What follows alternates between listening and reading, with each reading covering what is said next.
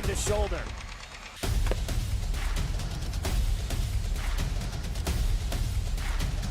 Swing and a miss. McGinley scores! And it's going to be a challenge for us. I mean, they're a really talented football team. I think everybody knows that. Four wide receivers. Pressure. Steps up. Marshall wants to run again. Cuts down the middle of the field. All alone. Touchdown! Warriors! What a cut.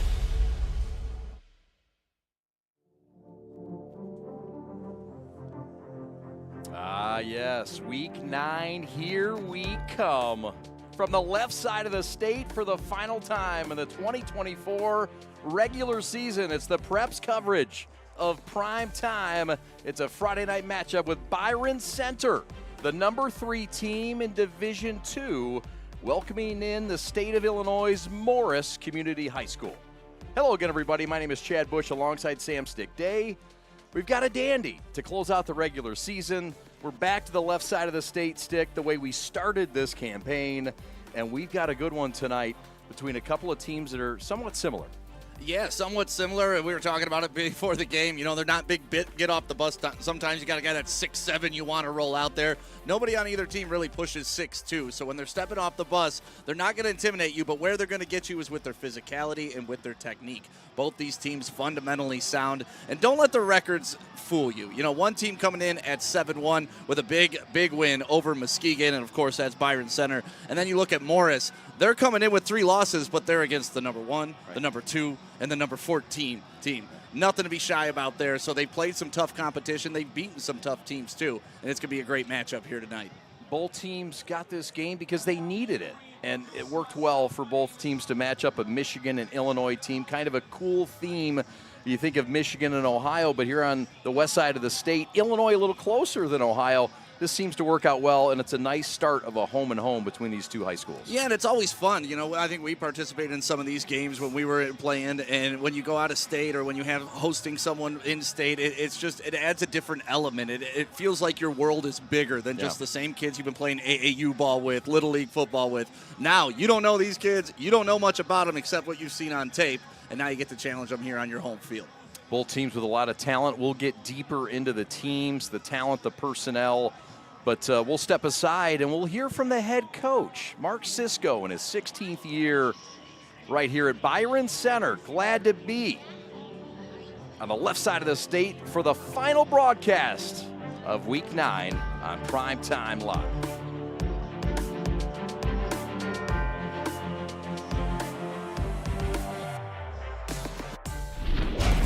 We're here with Byron Center head coach Mark Cisco. Coach, a great year, 7-1. We're at Week 9 already. You believe we're here? No, it can't. The weather's been fantastic, so that speeds everything up. And we're just talking about that with our kids. It seemed like just a few weeks ago it was Week 2 against East Kentwood here. So it's gone by fast, and hopefully our kids have enjoyed themselves. You've got an outstanding team led by seniors, 30 seniors. What's it like having that senior leadership, and is this the most you've had since you've been here? It's close. I think we've had a couple times we've had 30 seniors. It's just nice because as you get into the end of the summer and you start practice, you don't have to do extra things as a coach. You don't have to make it up because those guys know what to expect. And really, it's their senior season, so they have the discussion like, this is the way we want it, and our group's been really good about that. So when you think Byron Center football, you think toughness, but you think Delaware Wing T. Your offense stands out on film, and boy, is it ever effective. How do you have this thing humming so hot? By messing it up a lot, you know. We were a Delaware under center, Delaware Wing Team traditional, and then got a hold of Pat Murphy out in Helen, Montana, and changed it to the gun a little bit because we thought we had some skilled kids that fit us a little bit better, and we really needed a quarterback. In the Delaware, everybody wants to play fullback, so we learned our lesson at one day at camp. We asked for quarterbacks, and only one kid came, but there were 8 fullbacks. So our kids and coaches have done a really good job kind of accepting what we can do with it and how we can tweak it, and it's given us some opportunities based on athletics. The defense has been special for you this year. You gave up just 2 scores in your only loss to Mona Shores. You gave up 14 to Muskegon. How has the defense so much improved from a season ago? You know, they're smart. Our defensive players are smart guys, and they're tough guys.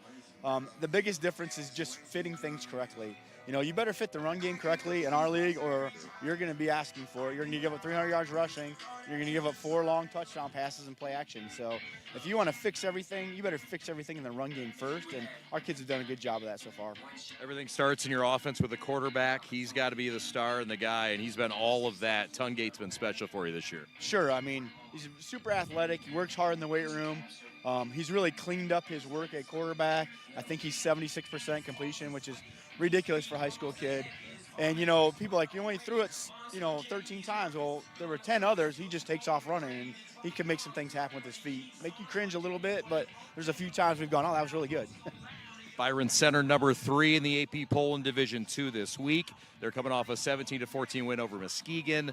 How about that victory? How much confidence does that give you last week, knocking off a tough team in the Big Red? Sure. I don't know about confidence. I think our kids were confident going into that, but knowing what they were playing for and knowing who they are and how well coached they really are.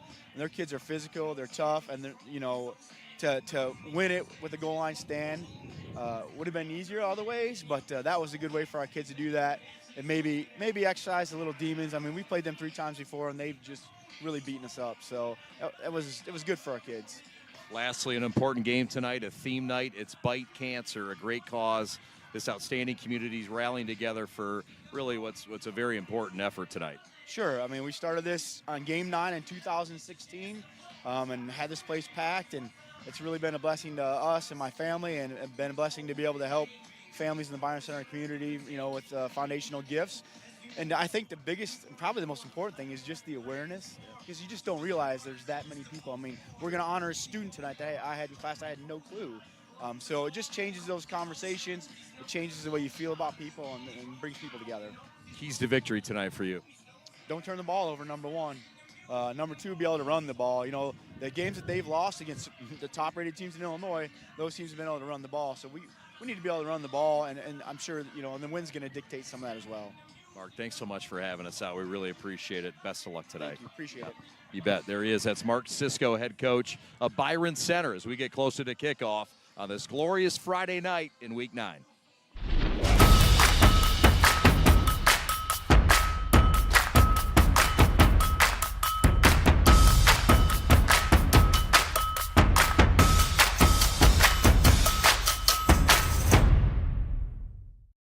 Discover Maple Hill Golf, your ultimate destination for all things golf. Whether you're a beginner or a seasoned pro, we offer the latest in golf gear, from bags and clubs to apparel and accessories.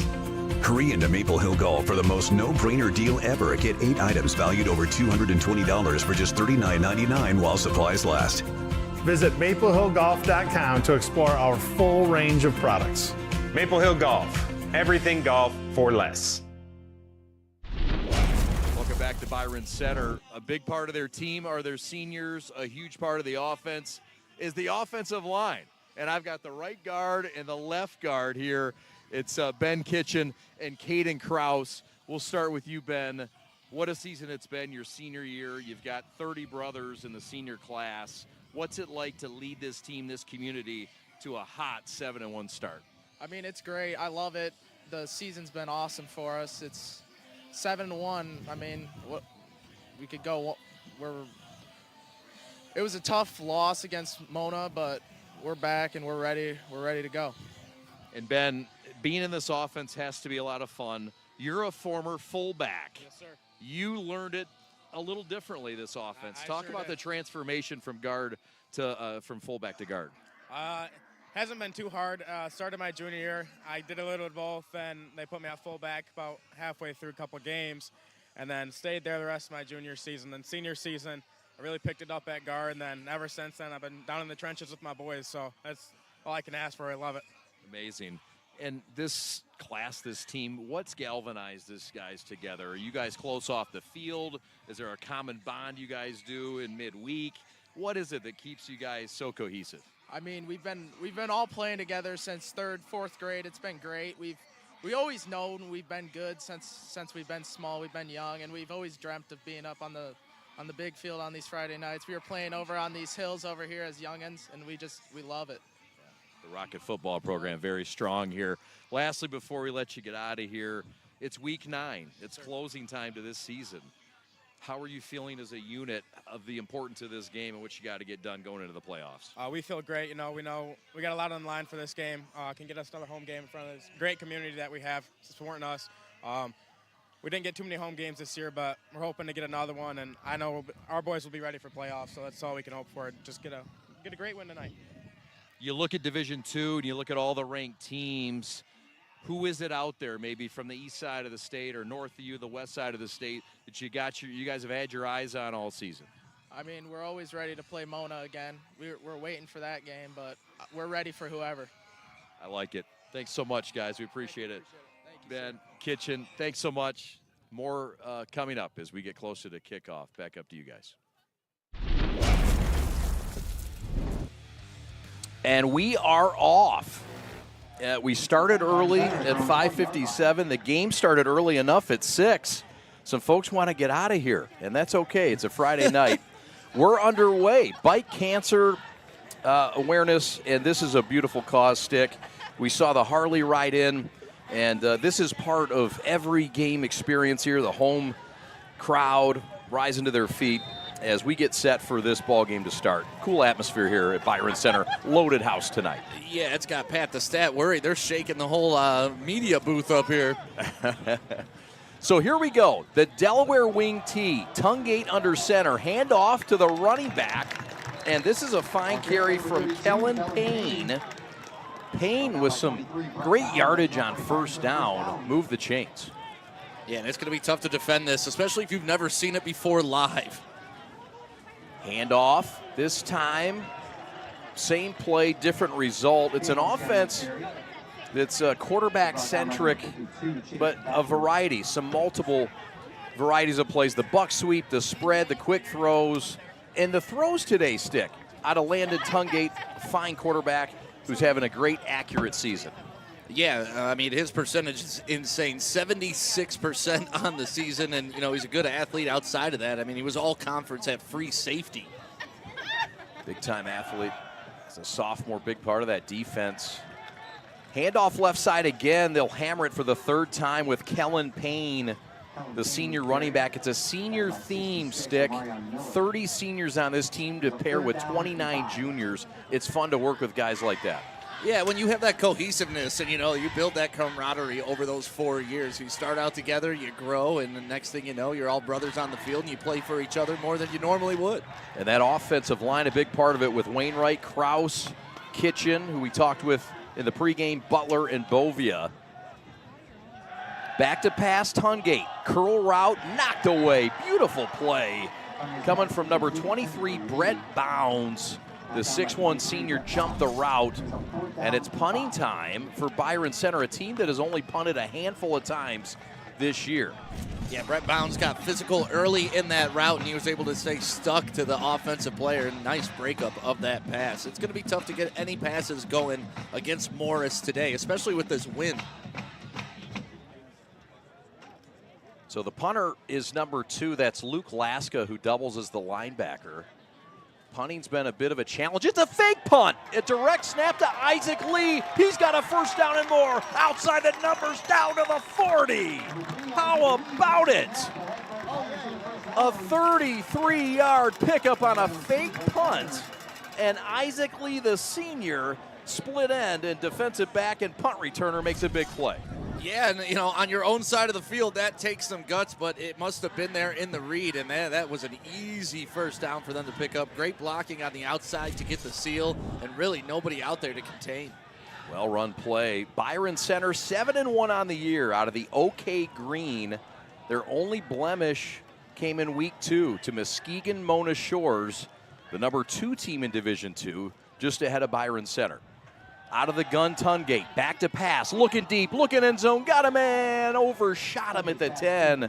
He wanted to go to Laska, but he overshot him a bit. Byron Center on the move. Yeah, you got to give credit to Morris's defense, putting pressure on the quarterback. You know, sometimes pressure's all you need. It wasn't a sack, they didn't take him down, but it was just enough discomfort so he couldn't get that pass off with comfort and make it a completion.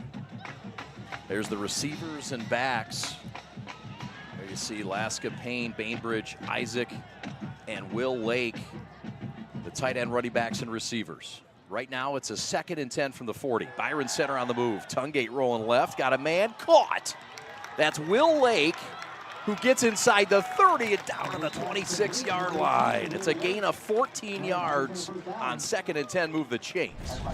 Yeah, we talked about not having too many get-off-the-bus guys, but this is one of them. You know, he's a tall, lanky wide receiver, and look at that cutback move just to get another 7 yards on that play. And that's the type of physicality you got to expect out of Byron Center all game long. They're not just going to give up easy yards. Yeah, Lake, one of the taller kids in the club. He talked to his father, will talk to his father at halftime. Brady Lake. Handoff, jet sweep, right side, nothing doing. Fit nicely by Morris, and Bryce Varner over there to make one of the stops along with Devin Perry, the defensive lineman. Yeah, they just created a wall. Really nothing that you could do on that play. And, you know, we talked about that Delaware wing tee coming out. We really haven't seen it since the first 2 plays. Yeah, a lot of varieties of that wing tee. It's just different. Kennedy Broadwell will get further into that later on, a little more details of how this Delaware wing tee evolved. Right now it's a 2nd down and 10 from the 24. Tungate pass happy, floats it left side, got a man. This is Kellen Payne, who's been a big theme of this drive, Stick, and he's inside the 10 down to the 9. Move the chains, another 1st down for Byron Center and the Bulldogs. Yeah, and he does a good job. He just kind of leaks out of the backfield to the left and gets some yardage on this. I believe he wanted a horse collar on that, but I don't think that was high enough on the jersey to get that call. So a good non-call by the official. Finally tackled by Owen Olson, who says, wait a minute, I want a face mask. 1st and goal from the 9, opening minute. 8:20 left. Tungay gonna take it himself, quickly wrapped up. Tackle by number 19, that's Logan Sparrow, the 6'2 junior. And Logan Sparrow, great job on that defensive end, just crashing down the line of scrimmage. That was a tough hit right to the thigh pad. Good sized kid. Good pursuit. Again, these are not the typical uniforms for Byron Center. I know we're seeing them for the first time, but these are their Bite Cancer jerseys. Special theme tonight. Handoff inside, broken tackle, spins down to the goal line, not in. It'll be 3rd down, but the bell cow continues to get fed. It's Kellen Payne, the 5'11", 210 senior. Another look here before he's tackled by Chance Bashert. Now, Chance had a shot in the backfield, but he missed that tackle, and unfortunately, but good news is he didn't get in the end zone, so you still got a chance to get the shot. 3rd and goal from the 1, 7:20 to go. Payne in the backfield. Tungate gonna take it himself into the end zone. Touchdown, Bulldogs. Byron Center on the board. They convert the fake punt at midfield. Gutsy call, and they finish it with 6. Yeah, it's always nice when you make those gutsy calls, you get the 1st down, and then you cash in on the other end. You just see a great play from the quarterback. When you get that running back out in front of him, it's like another blocker, a fullback in there, and all you need to pick up is a yard, and there it is. Dawson Hilliard, a 2-year starter. Out of the long snap, but Joe Hernandez, one of the best long snappers in the state. Kick is up, and it is good. So, with 7:13 to go, in the 1st, it's an opening drive that comes in the form of a dream. Touchdown, Bulldogs. Back for the 1st drive for Morris right after this. Your Catholic faith, it's at the core of who you are, what you do, and the decisions you make.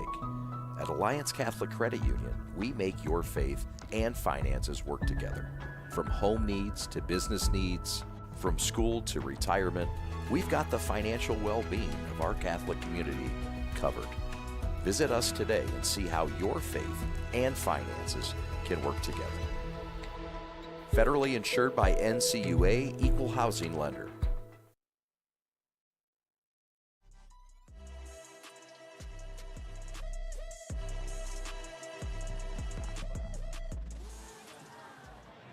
Ten plays, 80 yards, touchdown, Tungate.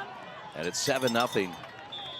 The drive lasted 4 minutes and 47 seconds. And Byron Center, the #3 team in Division II, impressive on their first offensive drive. Yeah, and if you're Morris, you got to be frustrated. I mean, you had them stopped. You know, they were in punt formation. All you had to do was kind of line up correctly and read the fake. But to the credit, you know, Byron Center, they're going to be aggressive all game long here because they got a strong offense. They do. Brady Varner is the guy. He'll work out of the gun. Caden Curran, the running back. It's a pass-centric offense at times, but balanced also at times. The handoff is to their top back, Caden Curran, 6 foot 187. Kellen Payne on the tackle, and it's a gain of about 3 yards on first down. Fast for this team from Illinois. 35 miles southwest of Chicago in the burbs, in Chicagoland as they call it. Yeah, they make you adjust pre-snap, and you got to be on your toes because you never know how fast they're going to snap that ball. 4 wide, back to pass. Varner looking downfield, deep, and in coverage, it's intercepted. Alex Wabin, the senior, on his way up the right sideline. And so just 2 plays in, it's Byron Center burning them with a deep ball pick. Well, we talked about the wind just a little bit, but it's supposed to be 11 miles an hour right now, gusts up to 22 miles an hour. And if you're looking at the flags on top of the goalpost, that was with the wind, so it sailed on them just a little bit, little too much underneath it. And that's when the free safety was able to just track it, catch it, and return it. He was trying to find Jack Wheeler well covered. And yeah, that wind, when you're with it, it's like being with the wind on the golf course and turning that 250 drive of yours into a 350. Yeah, it feels much better. Yep. Jet sweep fake. Tungate wants to go back to the air, and he's got his favorite target. Kellen Payne makes a man miss. Payne's going to go all the way. Touchdown, Byron Center. 59-yard touchdown pass from Tungate to Kellen Payne. Well, this offense, the first time you see it, it can be mystifying, and right now that is what's happening to Morris. A little play fake here, and then just wide open over the middle of the field, and just one cut, foot in the ground. Next thing you know, a long touchdown reception, and 14, potentially 14 on the board. Extra point looming. Kick up, kick good. The Bulldogs have bitten down early a couple of times. Get a pick, and they cash in offensively in just one play. We'll step aside and come on back to Byron Center where things are getting hot early. 2 quick scores for the home team.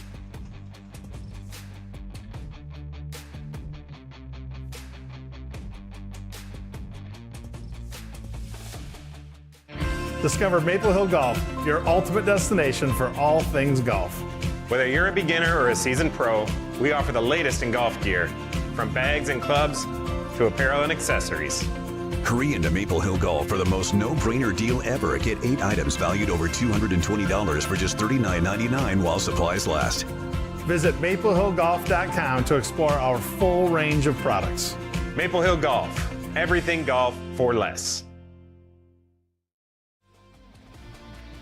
Chad Bush and Sam Stick Day. I've been saying your name for 4 years. That was the first time I think you've ever messed it up. Uh-oh. I know. This is a big return for Morris trying to make a statement. And that carries all the way out to the 48. There is a flag down. Carter Ricketts on the tackle for Byron Center. And it appears to be a face mask. So this thing may be getting worse for Byron Center, who's already up a couple of scores early. And that's what Morris needs right now. They need a big return like that. Get the ball at about the 35-yard line to start this drive. Give yourself a short field and give yourself a chance to get back in this game. That fake punt kind of shell-shocked them, and next thing you know, you look up, you're down 14. That's Steven Wagner on the return.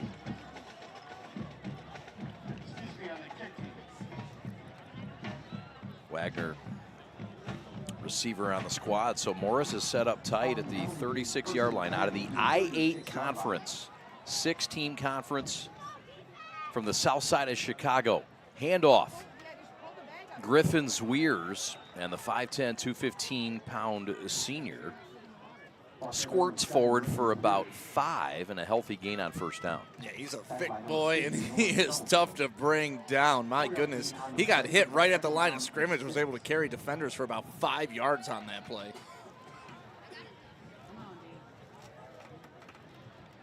Handoff inside. It's Zwiers again. Why not? He gets 4, 3rd and 1, and 4 down territory at the 27-yard line. Here comes Morris. They've lost to number 1 stick, number 2, and number 14. They've been well tested. Their challenge here early, though, on the road. It's hard to travel this far and get off to a clean start. Yeah, and just like I said, you know, different territory, different surroundings. Nobody knows who each other is. It's always just a new feel when you're playing complete strangers. Close to the first down. Morris says they have it at the 25. I believe them. They'll move the chains. And that's a big first down for Morris right there. I know it's 4-down territory, but getting it on 3rd down, pretty easy. Now you don't even have to worry about it. You know, you can take a shot at the end zone here, do some fun things. Morris is 3 hours and 10 minutes if you drove from right here in Byron Center. That is a stuff at the line. And that's the defensive line getting down there quickly, along with a linebacker. Kellen Payne's nose right in the middle of it as well. No gain on the play. There's the defensive line. There's Matt Orange, a guy they really like, just his 3rd year of ever playing football. And he's on one of the defensive line spots along with Van Dam, Stubblefield, and Rings. Nothing again. Hand off to number 9, Caden Curran, their lead back. Curran's had a great season, but he's their lead guy. 7 touchdowns and 5 yards a carry, but nothing there. Laska, the linebacker, along with Kellen Payne. Laska, a returning starter all region last year. Defensive backs, it's Lee, Brainbridge, Faro Lake, and Waubin. 3rd down and 9, going end zone, looking deep, got a man, incomplete, but that is face guarding. And they will nab Alex Waubin, who was in coverage with Jack Wheeler. That's PI, move the chains. Oh, that's such a tough call, too, because he wasn't getting much contact on this. If you look, there's space between the wide receiver and the defender. He just never really cleared around and looked back for the ball, and every time you do that, they're going to call it, even if it's not egregious like that. Yep, you got to look back, or they'll get you.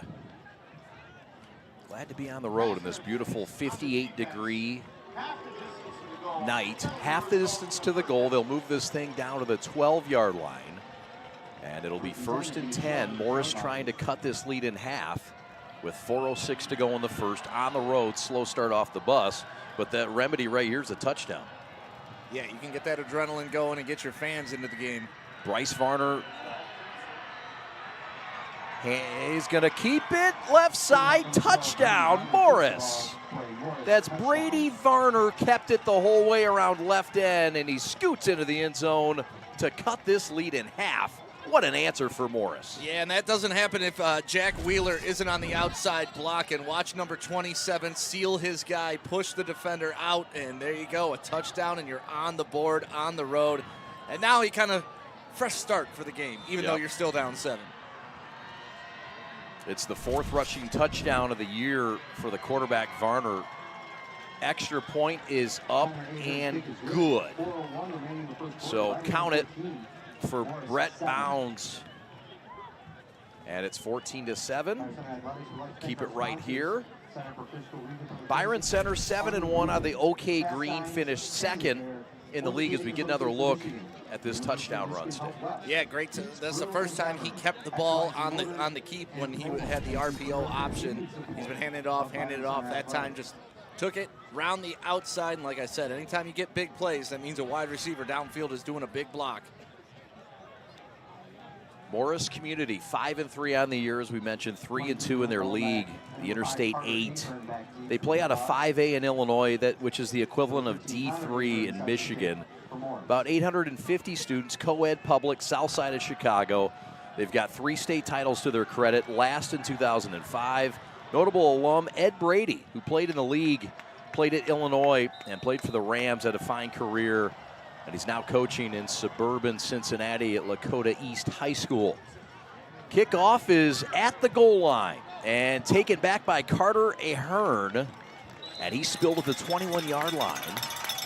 And so that's where the third drive already for Byron Center will occur at the 3:55 mark of this first quarter. Yeah, I feel like we're in the midst of a shootout here in Byron Center. But no, I mean, this is another good response for Byron Center. They've come out, they've dominated on the offensive end. But even though you've done that, you're only up by 7. And if you don't do it on this drive, next thing you know, it's a tie ball game. Both teams have been battle tested. It was Muskegon last week for Byron Center. They scooted by them 17-14. But it was a tough fought win. They had to stop Muskegon inside the 5 twice. This again is Kellen Payne. He's their lead guy, and you can see the men starting to move up front for Byron Center by way of Morris.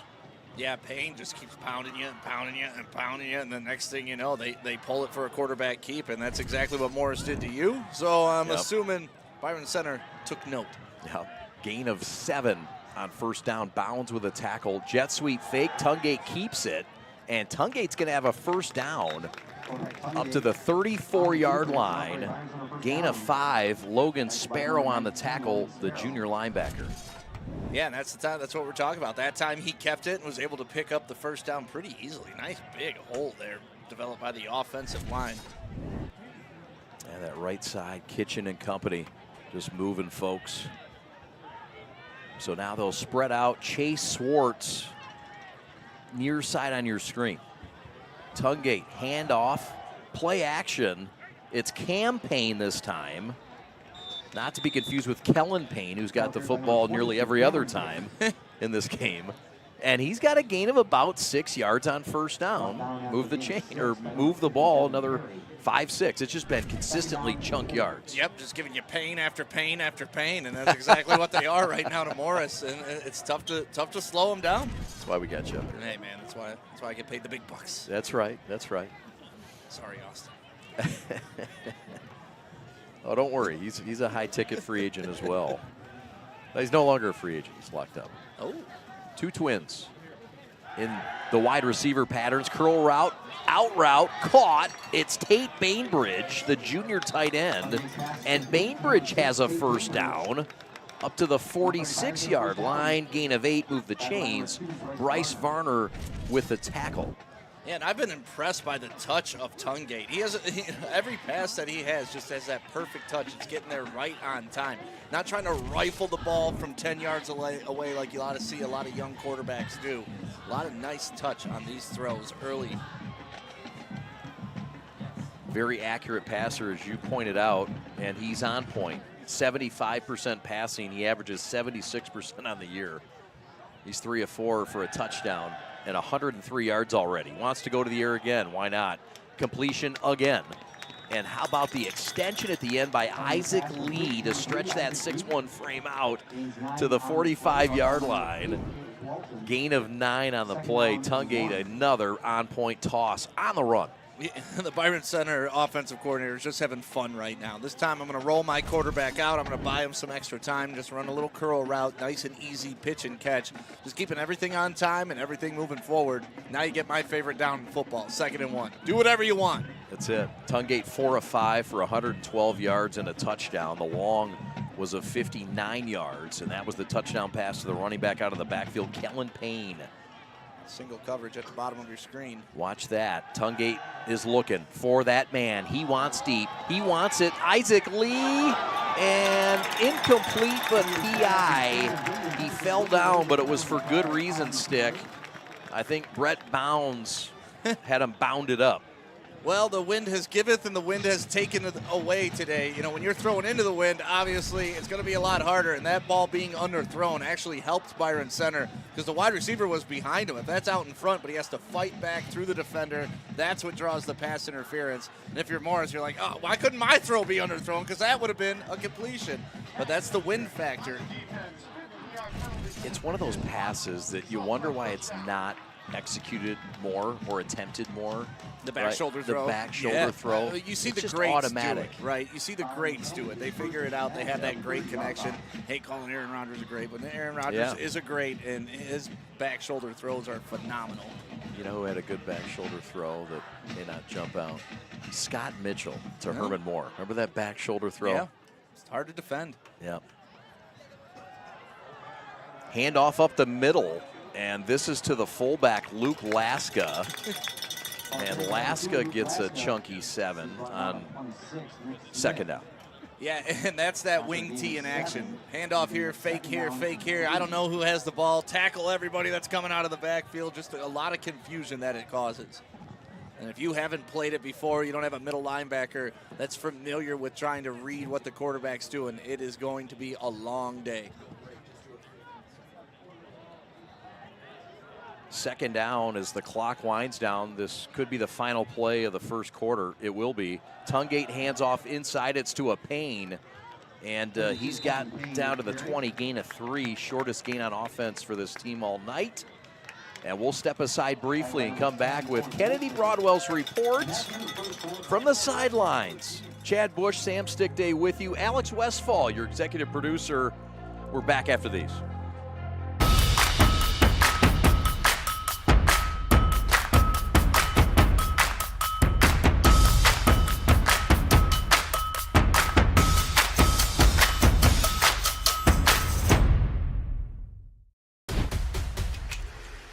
The shoulder.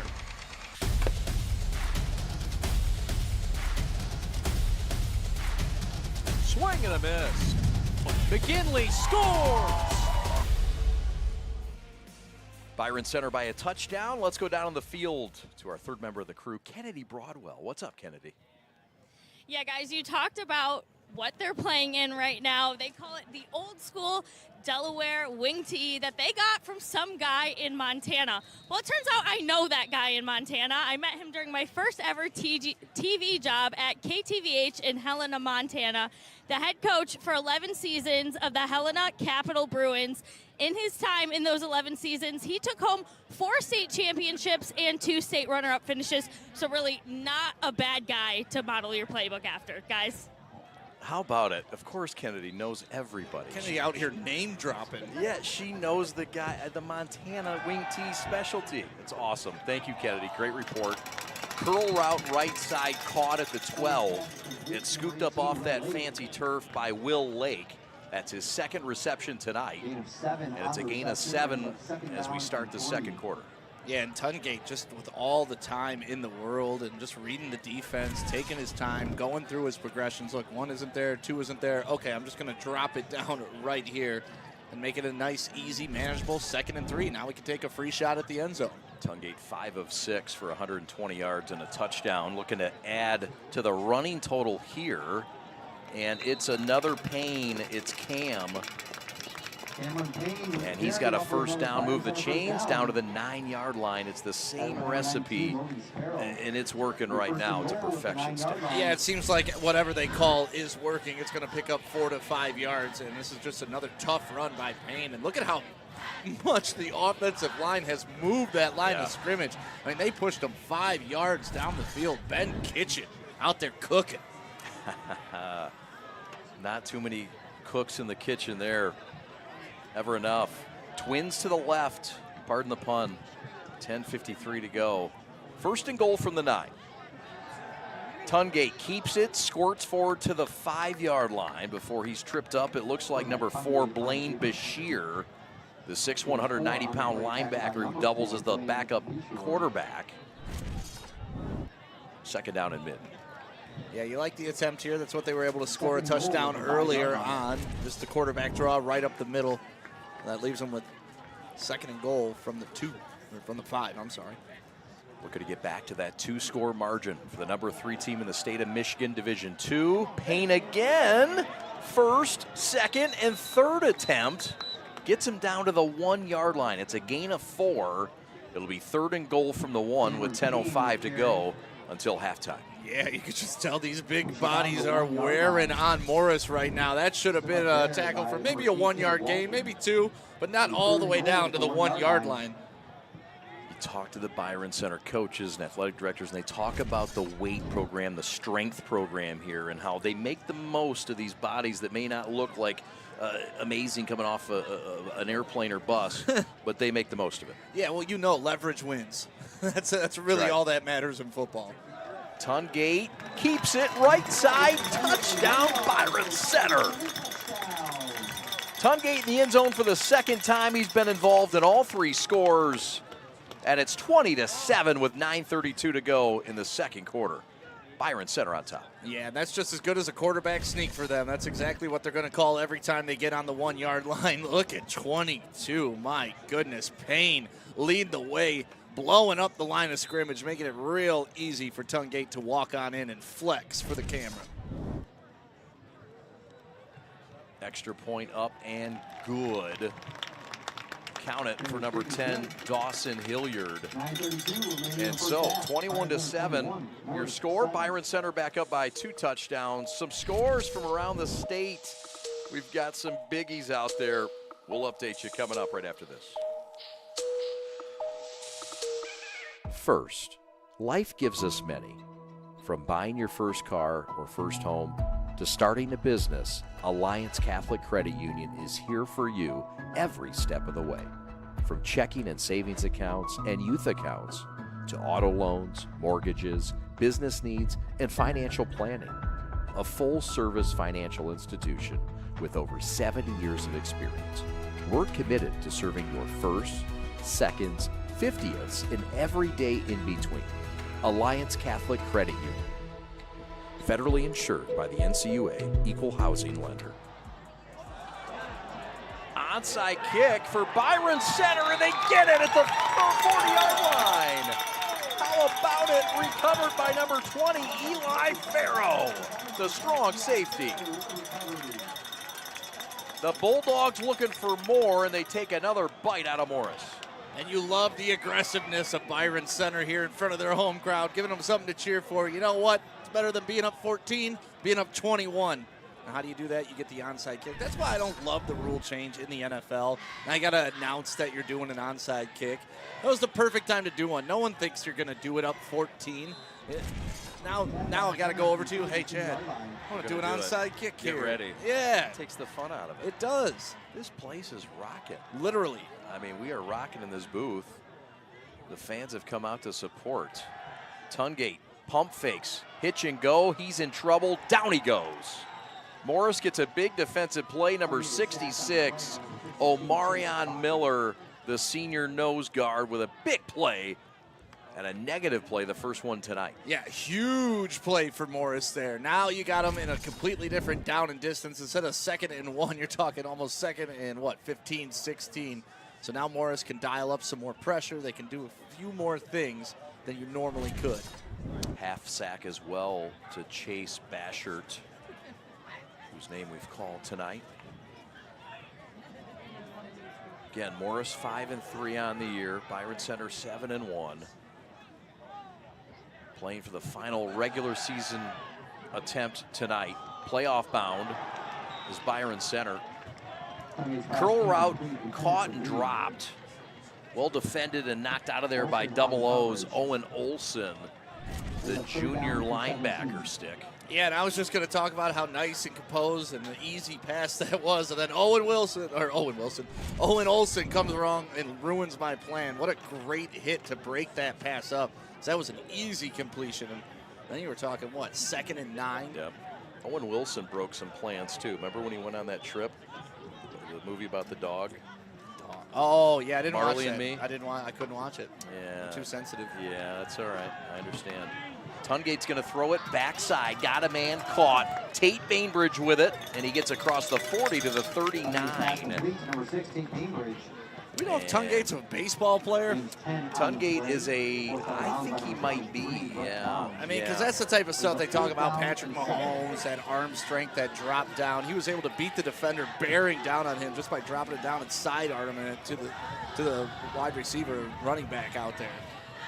Guy that they really rave about, and his film watching this year, and maturing and learning the quarterback. Very savvy and athletic. The game's moving slow to him. I mean, you can That's right. tell. He's just there picking up everything that's coming at him, and now gave yourself a chance to pick up a 4th down.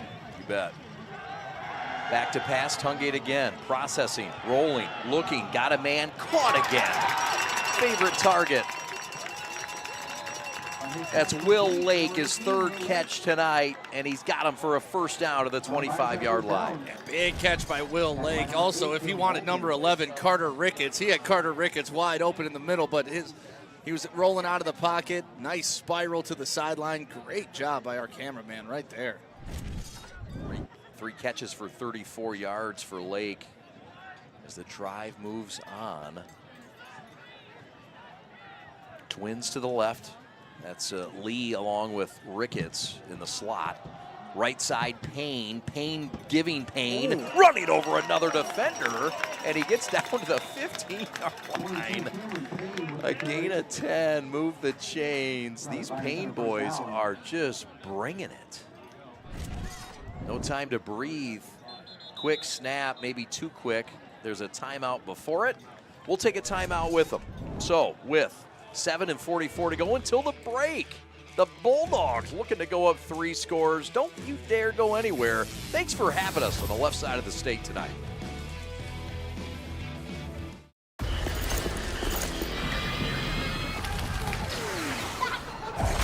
Look, everybody wanna go and talk.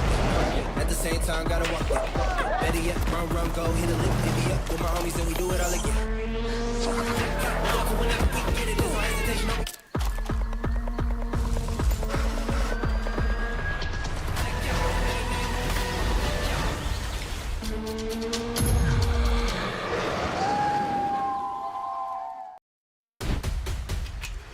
Lowering the shoulder.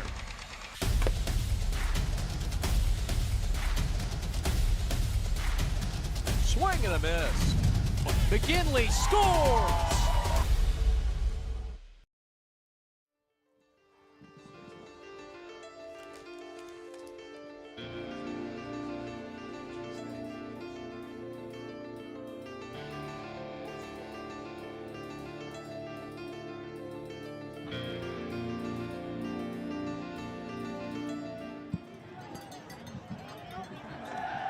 Keeper Tungate, right side, spins down to the 6-yard line. Stop there by 26, Mick Smith. 2nd down and 1.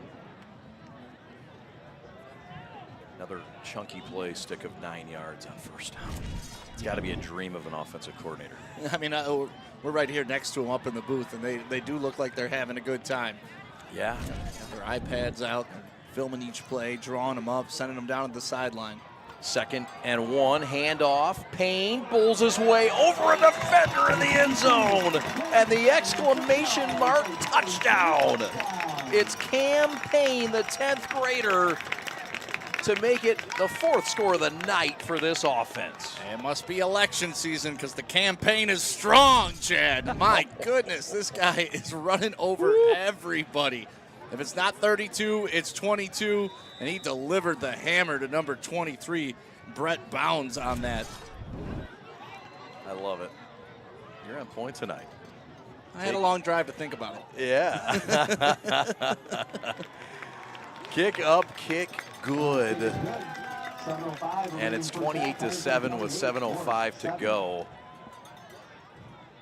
What can you say about this Byron Center offense that is, we heard 75 pass or run, 25 pass. It's been very balanced tonight. Well, it really just seems like whatever they want. I mean, if they want to go 75% run and 25% pass, they could do that and be successful. The way they have them off balance. But that's what the wing tee does for you. You hear wing tee, you're preparing for all this misdirection, and then you see that Byron Center is just kind of running a spread offense sometimes too. So, I mean, they're really good at a lot of things, so it's tough to hone down on one. Yeah, man. You almost feel for Morris. I mean, they've come in here and they have been off balance since the beginning. They got the score to make it, a 1-score game, but Byron Center going for the gauntlet early in the onside kick, and they score it. Return healthy across the 25 to the 26. That's Wagner on the return. Now, once again, this is a big possession for Morris. You do not want to go 3 and out on this. So Byron Center, 7-1, 4-1 in their league, and the league is the OK Green. The OK has about 50 teams in it, but they're in the green. And how can you forget some of their notable seasons? last year. They went to the regional final, and East Lansing spoiled their run. You might remember Cam Scholke, a 2020 grad, played his junior season at Mississippi State. And it's a fine, proud program, Byron Center, and we can talk about all the other sports as we'll talk to Brady Lake at halftime. But this community loves their athletics. They get the support, and they just have fed off of each other as they continue tonight with this Cancer Awareness Night in Bite Down. Yeah, the west side of the state has some great football tradition, and their communities get behind them, and it's such a fun thing. I mean, when I was driving in here, I was running a little behind, so I was worried. You know, I see people walking from like a mile and a half away on my GPS. I'm like, oh my goodness, where do I park? How do I get into this place? But it's awesome. There's families. You can tell there's generations here that have been enjoying this football for a long time. Sure have. A farming community that has turned into a suburban community that just continues to grow and blossom and build. Curl route caught, the best pitch and catch of the night for the Road Morris Club. It's up to the 40-yard line.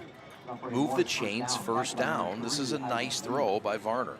Yeah, and that's what you're going to have to do if you're Morris. You're well past the dink and dunk. You need chunk plays to get back in this game, especially if you want to do it before the end of this first half. Solid protection and a good route ran by Brett Bounds. Throw left side. Why not keep it rolling? It's the same combination. Bounds from Varner. Move the chains. Morris has found something here on the left side of Michigan. And once again, throwing that direction, a little underthrown, but much easier for the wide receiver to track and catch. Hurry up offense, run up the middle, no time to breathe here. Inside the 30 to the 28, and Morris has Byron Center a bit on their heels for the first time tonight and off balance. Yeah, maybe they just thought enough of this. You know, like at some point, you got to put your stamp on this game. The quarterback Varner's thrown for 62% on the year, 7 interceptions to go with 12 touchdowns. And this is Zweers, their number 2 back. And he's got the bulk of the carries tonight, and he's tackled by Tate Bainbridge. Here we go, 1st and 10.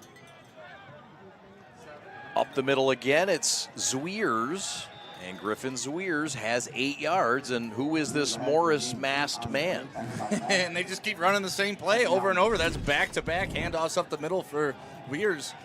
And why not? If it's working, keep hammering it. Yep, tempo in the gun. Brady Varner gonna ride his running back who's been hot on the drive. Zweers, why not? Move the chains, first down. It's a gain of 9 on the play. And this is when you get to start playing with the defensive end in the backfield, because now they're gonna hammer down. And you can't get a substitution in. Nope. They can get one in because they know what's coming. Varner going to put it in the air. Looking left side, looking end zone. Double coverage. Intercepted! Picked off in the end zone. Number 18, Will Lake with a pick. What a night for Will Lake. What a first half. A few catches and then a pick in the corner into double coverage.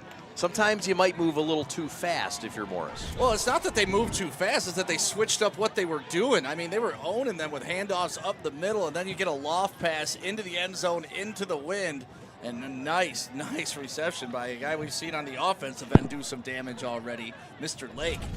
But, yeah, I don't understand. I mean, you get 3 successful runs in a row. You got your quarterback that could pull it out on an option. You got a lot of things you could do. Why not keep going with what's successful? Not the time or place to throw it, you're saying.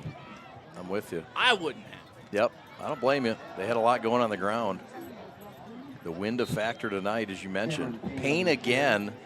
He scored the last touchdown. And, you know, I understand they had 2 big plays at the beginning of that drive to get going, so you had some faith into what your quarterback could do. Right. But throwing into the end zone where there's a barrier at the end is not the same as just letting it fly. There you see that wind a whipping, gusts up to 22 miles an hour, says Austin Sonnenberg. That beautiful Pat tree the in the stat. background, too. They got stats on the wind. Yeah, no, beautiful trees. Gonna run it, Landon, right side, breaks a tackle, spins forward, and makes something out of nothing. Something his coach said he does quite a bit of. He says he runs, and he runs all over the place. And he ran him out of trouble a bit there for a plus gain. Yeah, I thought Omarion Miller was grabbing the face mask a little, and the officials may have missed it. We'll get a better look at it on this replay. Right there, yeah. This has been the fastest moving football game we've been a part of in prep history. It's been 40 minutes so far, and we're under 3 minutes, or nearly at the 3-minute mark. Somebody's knocking on wood in here. I think it's a vet. 3:05 to go. Byron Center on the march from their own end. Right side, it's Landon. He's got enough for the first down up to the 34-yard line. He's dangerous on the ground. You mentioned how fast this game is moving, but that's a credit to both teams and how clean they're playing. Yeah. I mean, we've had so many games bogged down by just infinite penalties, and the team will get going, and it'll stop the momentum. But this game, both teams have been pretty much playing clean football. 2 penalties for an entire first half. Wow. We saw 2 penalties in the first 30 seconds last week. It happens. It's part of the game, but tonight it's fun to see a clean one on a clean carpet on the west side of the state in a beautiful atmosphere for a great cause. Run left side. This is a first down, a burst by Isaac Lee, who's shown a lot of funk tonight. He gets loose. A lot of weapons. Byron Center just showing off right now. Yeah, Brett Bond's looking at the officials wanting to hold, but there's just some good blocking, good physicalness going on that outside. When you get 3 guys out in front of a playmaker like that, you're going to pick up a first down. 15 different receivers have caught passes this year from Tungate. Keep in mind, it's a 75% run offense to just 25% pass. So when you can pass like this and you're not even a passing team, that's fun. Well, it keeps everybody engaged. I mean, if that many people have touched the football, that means that many people are dying to make a hit, dying to make a block. That's right. Tungate keeps it, spins, fights, breaks another tackle. He's loose at the 40, down the sideline, and he bangs into his own guy and a defender just for the fun of it. The physical quarterback on the move the chains. Byron Center. Yeah, but there you saw it again. Will Lake blocking downfield on this, but this guy has done all the work. A nice broken tackle there. It's tough to bring this guy down with just one arm. Will Lake getting a big block at the end. Landon Tungate. Remember the name, folks. Yep, a junior, a senior, uncommitted, multi-sport athlete, and hyper-competitive, as Coach called him. And I don't know what a better compliment is, but he says sometimes he's a little too much. He's had to slow down, but as you mentioned, this year it's all kind of slowed down for him. Yeah, give me a guy I got to pull back, not push out all day long. That's right. Payne with a gain of 1. That's a nice fit by the D-line. Right in the middle of it was 52. Chase Bashert. Yeah, Morris needs a momentum change in play. I mean, if they can't get a stop here, they need a turnover or something. We saw it last week. Sometimes when you're getting dominated, just that one spark, that one moment to believe, that one Disney movie moment where it all changes. But we saw it last week, and it could happen here. They just need to make a big play. See what they can come up with here. Back to pass, gonna take it himself, step up. Tungate's gonna get a big gain down to the 14-yard line. It's a gain of 14 with 1:41 to go. Yeah, and it's gonna be tough to get a turnover off this team. I mean, Tungate is just so in control. When the pass isn't there, okay, I'm just gonna tuck it right here. Watch out, official, I'm coming right at you. You almost use him as a lead blocker. Notre Dame Prep taking on Hudsonville Unity Christian, a couple of fantastic clubs from each side of the state. And Notre Dame Prep leads it 7-0 early. Cincinnati Moeller taking on Muskegon.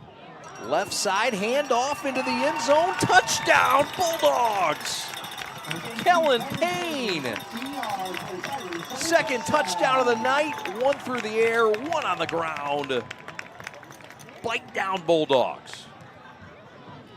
And that's just that standard play that they've been running all game. The little option here, you hand it off, and just the rest is done by the running back, Mr. Payne. Even carrying a big fellow like 71 in the end zone. Bryce Lee is not a small cat, coming in at 6'2", 235. Was able to carry him in the end zone, potentially go up 35-7.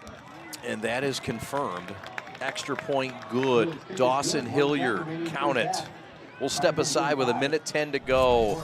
It's all Byron Center showing what they've got in the final regular season game of 2024.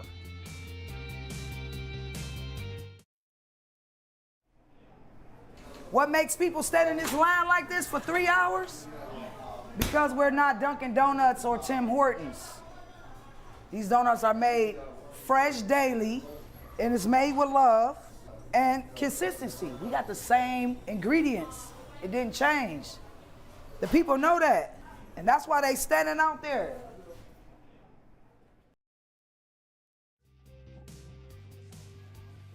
Yes, that's the way to watch a game. Around a pool that's closed with a nice cold drink on a breezy night. Byron Center at its finest right there. He didn't have to worry about parking. No, he's just going to chill up there. Poolside. Awesome. Poolside with a nice cool drink. Sounds delicious. Taken to the goal line by Stephen Wagner, and he is spilled at the 16-yard line. That's by Eli Farrow, whose name we've mentioned a lot tonight. Farrow, who had 2 touchdown returns, interception returns for touchdowns against Forest Hills Northern, making his name on that PA announcer all night long. Yeah, and right now if you're Morris, you're kind of in no man's land. You don't really want to take a risk and turn the ball over and go down even further in this game, but you also don't want to kneel on it either because you do need as many points and as many possessions as you can get to get back in this game. So we'll see if they can bomb it to number 27 like they've done Jack Wheeler. Morris was a semifinalist last year in the IHSA football tournaments. This program with a fine tradition.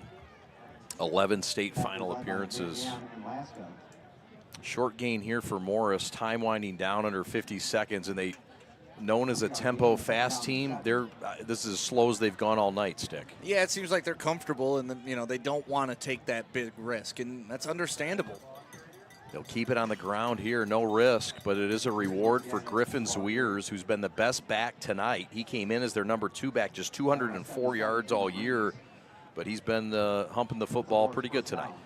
Yeah, Zwiers has been their strongest player. I mean, look at him. He's a big, thick fella. He can get low to the ground. He's broken some tackles. That's why I didn't love them going away from him on the last drive. Yeah, and neither. Play action. Varner looking deep. Got a man on a post route down the middle of the field. It's picked off. There is a flag down, but it's picked off by Will Lake, who's having himself a night. We'll check the call, though, with 7 seconds left.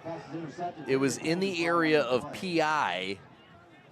We'll await the call. I didn't really see pass interference on this play, but that's what the official is indicating. We'll talk to Athletic Director Brady Lake at halftime. Coming up. Got some good things to talk about, especially with Will Lake, the way he's playing. Yeah, he'll be excited about that.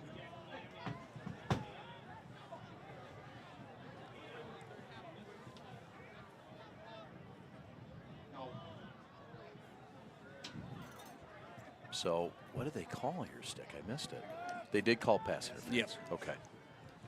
7 seconds left, and so we'll see what happened here. That's a bad call. That's a tough call. I mean, Lake had a finger on him. They also had a chop block on Morris. So offsetting. They'll offset it, and the clock will sit at 7 seconds. And now this is the type of pace we're used to. Yeah, now we're starting to feel comfortable. It's currently a 50-minute first half. Pretty good, I'd say. I guess last week their game was just about an hour and 50 minutes. So we'll see if we can. That was between Muskegon and Byron Center. Byron Center won by a field goal. Varner throwing a curl route. It's caught, and that'll be the final play of the first half. It's caught at the 49-yard line. Ethan Mumbrew, who was offered a scholarship by Illinois State, the Redbirds, this past week. Congratulations to him. It's his first catch of the night. Yeah, and maybe that's something you can look at going into the second half, something momentum, some type of positivity. Hey, we completed a pass, but it looks like that's not the end of the first half. They're calling a timeout. And there's 1 second left, just like the Lions game last week. We'll keep it right here. 1 second left. They did get the timeout in. How about those Lions last week? Taking it to the fraudulent Minnesota Vikings. Oh, they proved a little fraudulent last night, didn't they? I've been trying to tell people, Chad, don't get mystified by 5-0. Right. Do not do it. It's a long journey. And how about that? Every team that plays the Lions, they lose the next week. I saw that. 0-5. Interesting. Does that just mean that they beat them up? Yeah, I mean, that's demoralized. It's tough. Your body can't recover. And then for Minnesota, having to play on a Sunday, then a Thursday after playing the Lions. That's just dirty. So here we go. Last play of the half.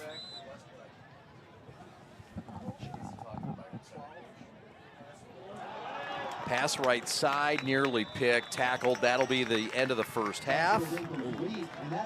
We'll step aside with Byron Center leading 35-7. They blow it open here in the second quarter. Kennedy Broadwell standing by right after this.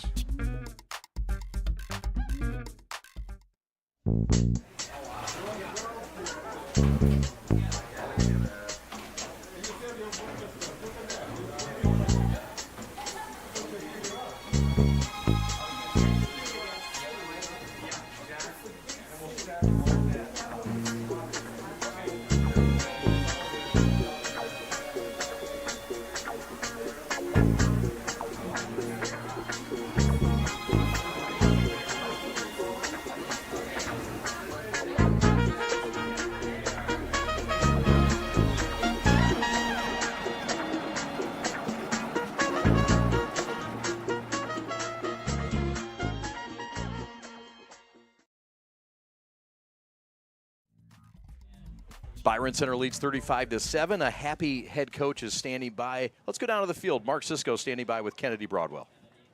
Yeah, Coach, they just said you're a happy one after this first half. Tell me what went on out there that allowed you to have so many different options and different reads. Yeah, you're right. We do have a lot of options offensively, and we're executing really well now in the run game and the pass game, and that helps. And when we lose options, he can make things happen with his feet. So you start with a fake punt. It feels like you guys have your own Ben Johnson on your sidelines. Walk me through making some of those calls out there. No, there's no Ben Johnson on the sidelines, but we just take what people offer, and so that's all stuff that our kids have worked on all year long, and they get a chance to do that, right? It doesn't do you any good if you don't use stuff. So. Tell me about your quarterback. He looks great tonight. You've mentioned that the game is slowing down for him. I think we really see that out here. How are you feeling about him? Oh, he's been fantastic. Again, 76% completion percentage in high school, and then being able to operate out here in traffic and understand when to pull and when to run and when to cut it loose. He's done a really good job. And then your defense obviously coming up big multiple times, allowing the offense to then go and capitalize. What's going on for them? They're just athletic, but they're physical. I mean, they'll work. They're a big offensive line, big running back, but our kids aren't going to shy away from that. They're going to go take that challenge. They've done a good job. All right, well, congrats on a great first half. We look forward to the second. Thank you. All right, guys, back up to the booth. Thanks a lot, Kennedy. Appreciate that. Mark Cisco obviously happy stick with the first half, and why wouldn't he be? Near flawless first frame by the boys from Byron Center. Yeah, and even when they weren't flawless, they did something to make up for it. They were supposed to punt, but you know what? They were supposed to go 3 and out. They faked the punt, and then they went down the field and scored. Everything's working for them. Everything's clicking for them. Huge first half here, 35 points. Ending things right in week 9. There's a second half to go. Don't go anywhere. We've got a conversation with the athletic director, Brady Lake, coming up shortly. Thanks for watching. It's the Bulldogs by 28. In today's ever-changing mortgage lending world, the importance of true professionals has never been greater. At Success Mortgage Partners, we want you to have the experience of a lifetime.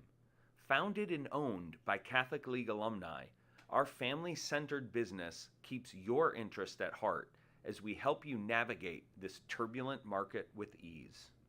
If you or a family member has a mortgage need, please call me, Owen Lee, at 734-822-9792. First, life gives us many.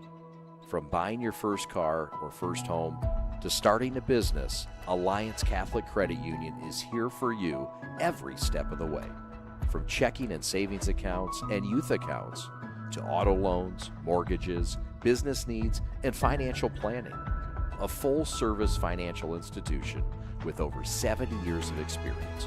We're committed to serving your firsts, seconds, 50ths, and every day in between. Alliance Catholic Credit Union. Federally insured by the NCUA, Equal Housing Lender.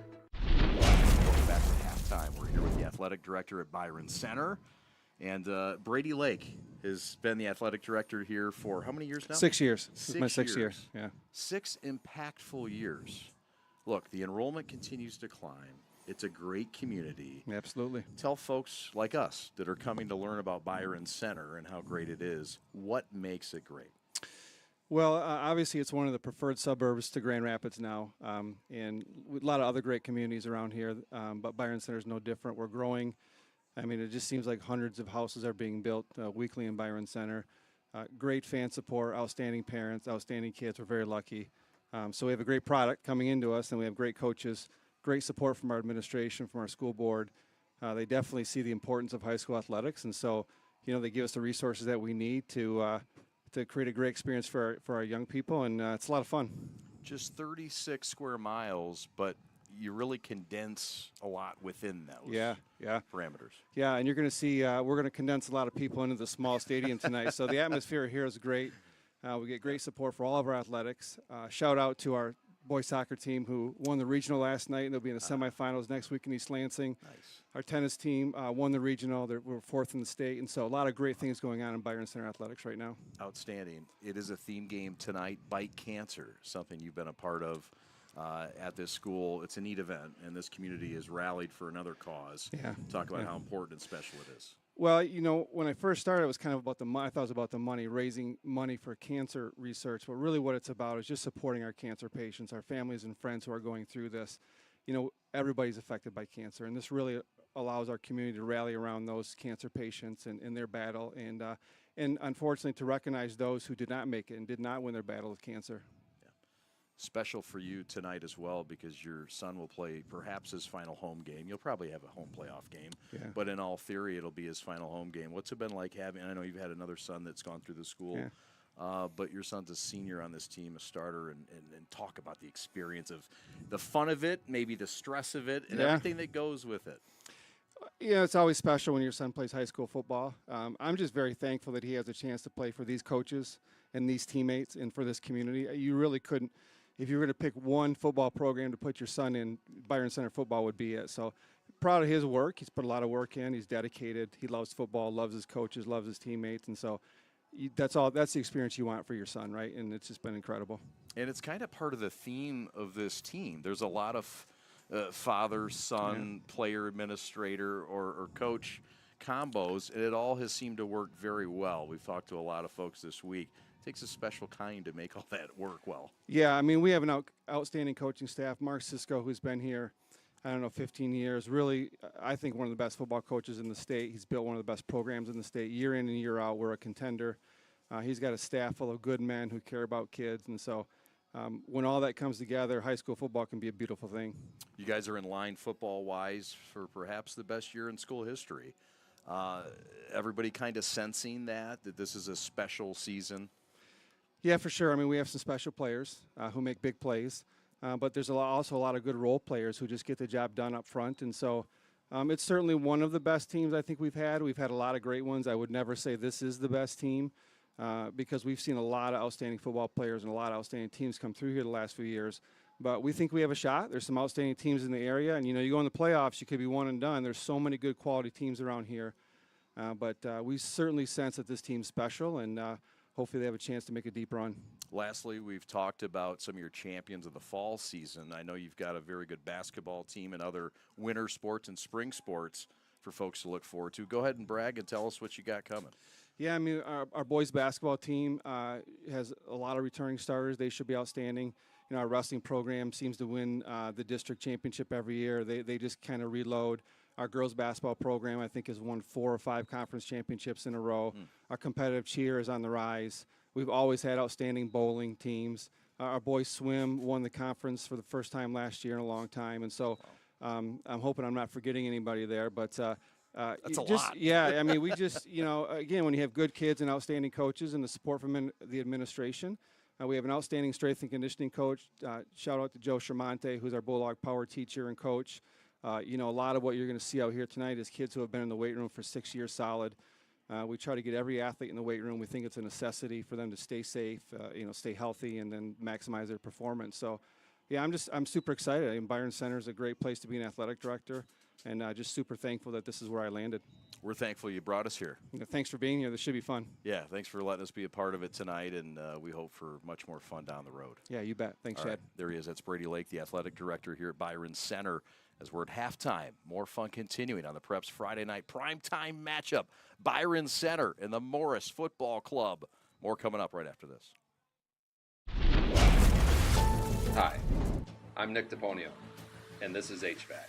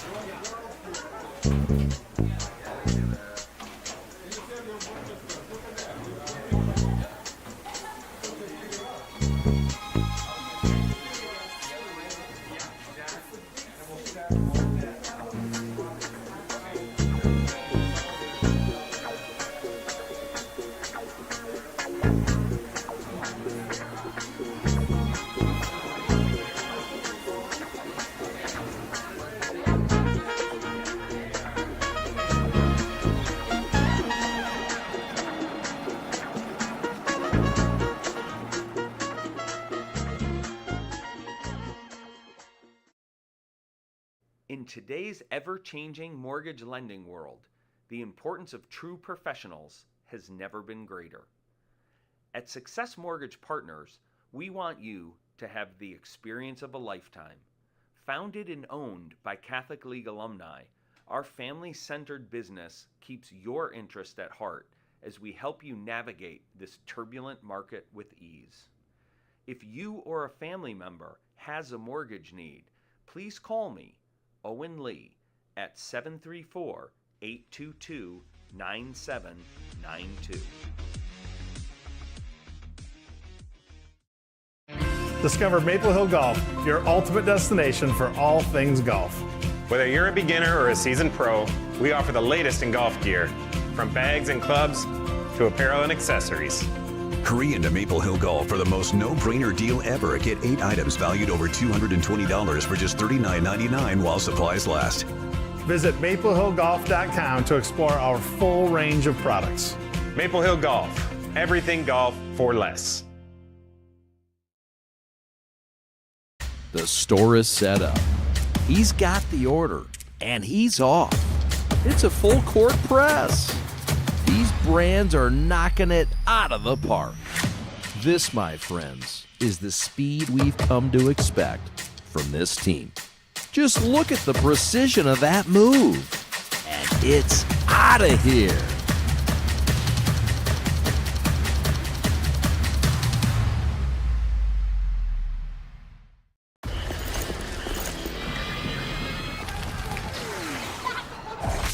Look, everybody wanna go and talk. At the same time, gotta walk it. Better yet, run, go, hit a lick, divvy up with my homies, and we do it all again.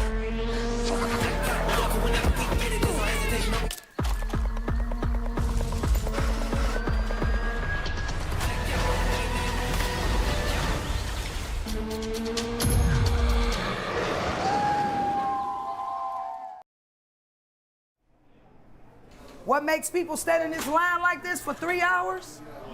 Because we're not Dunkin' Donuts or Tim Hortons. These donuts are made fresh daily, and it's made with love and consistency. We got the same ingredients. It didn't change. The people know that, and that's why they standing out there. At Alliance Catholic Credit Union, we're your financial guardian angel. We're here to help you achieve your dreams. A new home, a Catholic education, that business you are working to build. We're here to support the goals of your family, your retirement, and the community that surrounds you. We're here to offer your trusted financial services inspired by Catholic values. And like your guardian angel, we'll always be by your side. Federally insured by NCUA, Equal Housing Lender. All right, this is Adam, take 2. Mark? I guess. I go like this. The best part about playing football in Texas has to be the reaction from the community. I want to encourage others to play volleyball or choir because you get to experience new things and do stuff that you've never done before. My reason why is passion. My reason why is pride.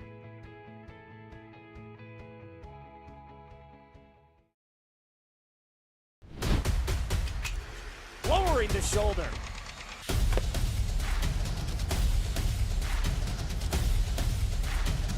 Swing and a miss. McGinley scores! And it's going to be a challenge for us. I mean, they're a really talented football team. I think everybody knows that. Four wide receivers. Pressure. Steps up. Marshall wants to run again. Cuts down the middle of the field. All alone. Touchdown! Warriors! What a cut.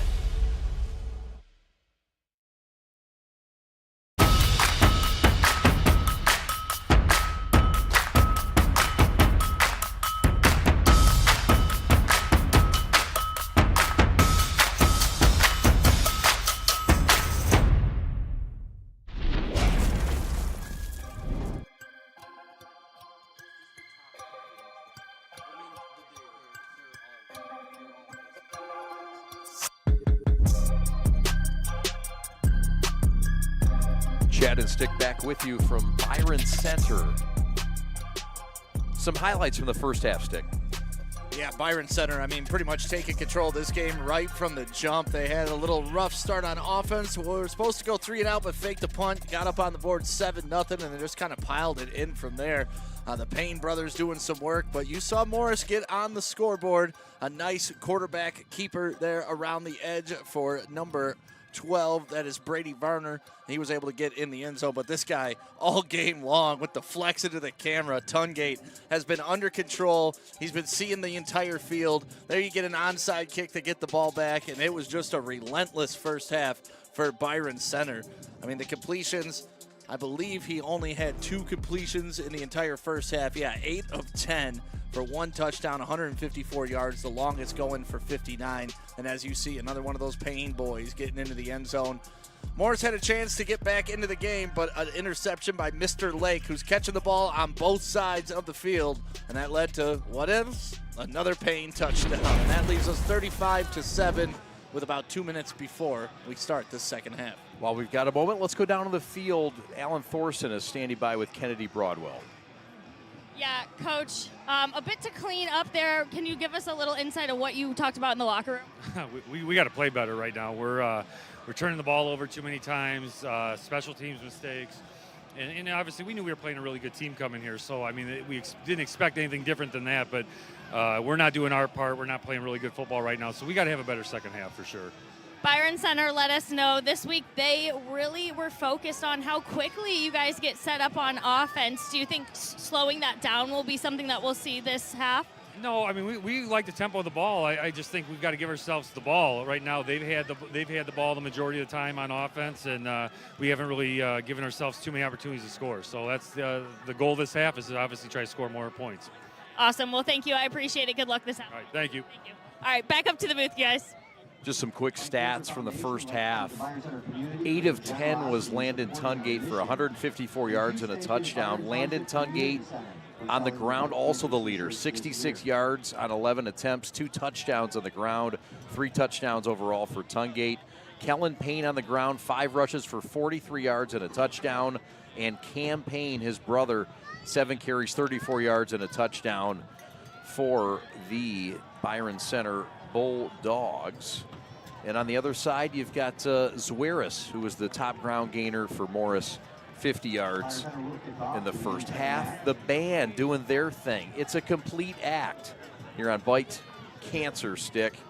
I mean, Byron Center just putting on a clinic for us. What a show it's been. What a warm welcome it's been. Yeah, it's been a wonderful experience. It was nice calling you today and saying, hey, where are we? Are we on top of the press box? You're like, no. We're in a nice booth today, and here we are. And it's a really great setup they have. I mean, the stands are rocking, like literally rocking. And that's something that Pat the Stat was over there. Didn't know what to expect at first, but now he's having a good time with the rest of the kids. Living the high life on the west side of the state. The return is by number 24, Wagner, their second leading receiver. And he's tackled by Hunter Pulaski, the junior running back.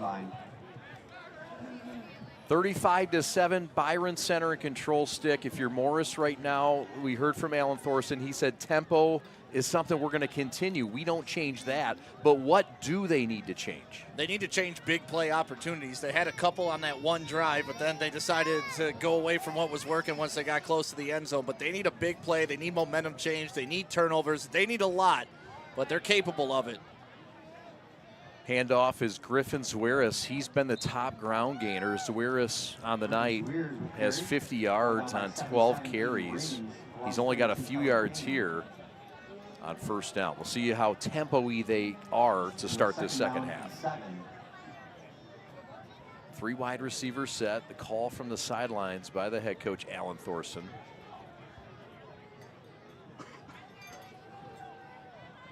"20 years at Morris High School for Thorson. First 5 as an assistant, and the last 15 as a head coach. Almost a similar path is head coach Mark Cisco for Byron Center. Big third down coming up, Stick. Yeah, big third down, and it seems like Morris is comfortable coming out, continuing to do what they were doing in the first half, just kind of short runs up the middle and then maybe pull the trigger on some big plays. Handoff, Zveris again at the line. He has enough for the first down, move the chains. He needed 1, he got 1.5. And here comes Morris with a little momentum to start the second frame.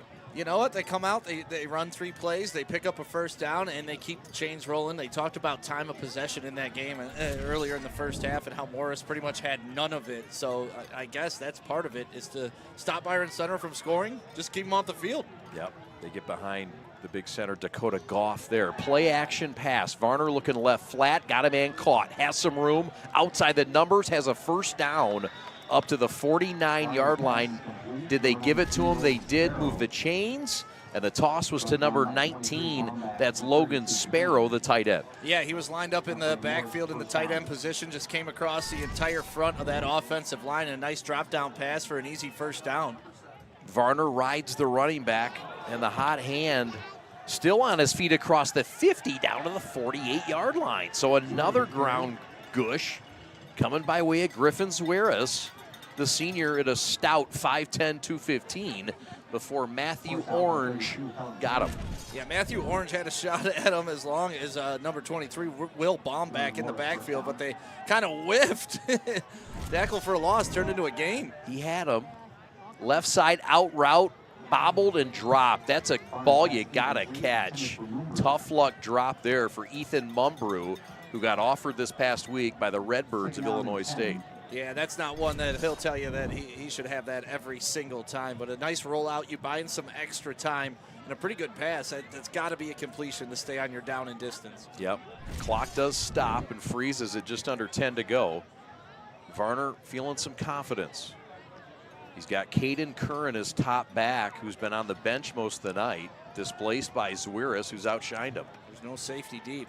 Play action looking for Curran. He's got a man, got a wall. One man to beat up the right sideline to the 30, back to the 20, and down to the 19 before the touchdown saving tackle by way of number 32, Kellen Payne. Big play for Morris in a creative play call. Yeah, huge play for Morris. That was a nice draw, a nice little drop off. You got a screen pass, you got blockers in front, but you got to give credit to Kellen Payne. Curran on the run, drives the legs, powers through, first down to the 8. 11-yard pickup on first down. And momentum on Morris. Moving a lot faster, a lot more decisive in their decisions. Owen Chapman, the left guard, paving the way. Right side fight and a fall down at the 4. It's Payne on the tackle. Check it, 34, that's Matt Orange. Just his 3rd year of organized football. I like how Varner almost like pushed the running back forward after he handed the ball off. It's like, go ahead, buddy, try to get this touchdown. Oh, man. Quick tempo to the ball carrier. That's Bryce Varner, touchdown Morris. So the first drive, the second half for Morris means business for the boys from the south side of Chicago. They're on the board first. Well, Payne brothers, I will see you the Varner brothers going on for Morris right now. A big first drive there, and they put in the Bryce to finish it off. A direct snap to him. He goes up the left side, and great job blocking by that front line. Extra point is up, and the extra point is good by Connor Ahern, the senior at 6'4", 190. The tall drink of water makes it 35-14 as we step aside on the beautiful west side of the state of Michigan. Thanks for watching tonight on the Prep. Thanks to our friends at Byron Center. What makes people stand in this line like this for 3 hours? Because we're not Dunkin' Donuts or Tim Hortons. These donuts are made fresh daily, and it's made with love and consistency. We got the same ingredients. It didn't change. The people know that, and that's why they standing out there. Lowering the shoulder.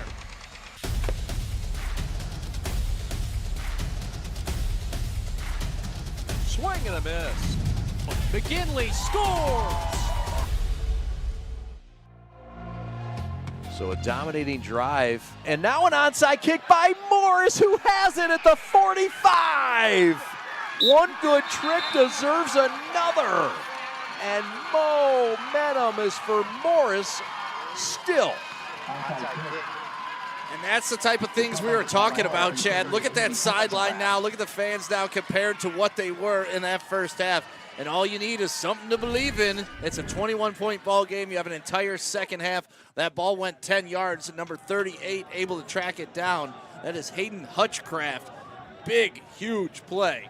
How about the names on this Morris team? I mean, they've got some real names that are football. I mean, fun names. Kasdan Clinker, Swears, Griffins, Blaine Bashir, Owen Olson, Caden Curran. I mean, this kid's got some of the coolest names in town. Hayden Hutchcraft. And they got a golf on their team, so you know they got some winners. Yeah, no doubt. All right, handoff up the middle. Can Morris continue the surge? Or can Byron Center stand up? It's almost like they switched uniforms at halftime. Morris has come out here and done what Byron Center did in the first half. And their offensive line is moving that line of scrimmage now.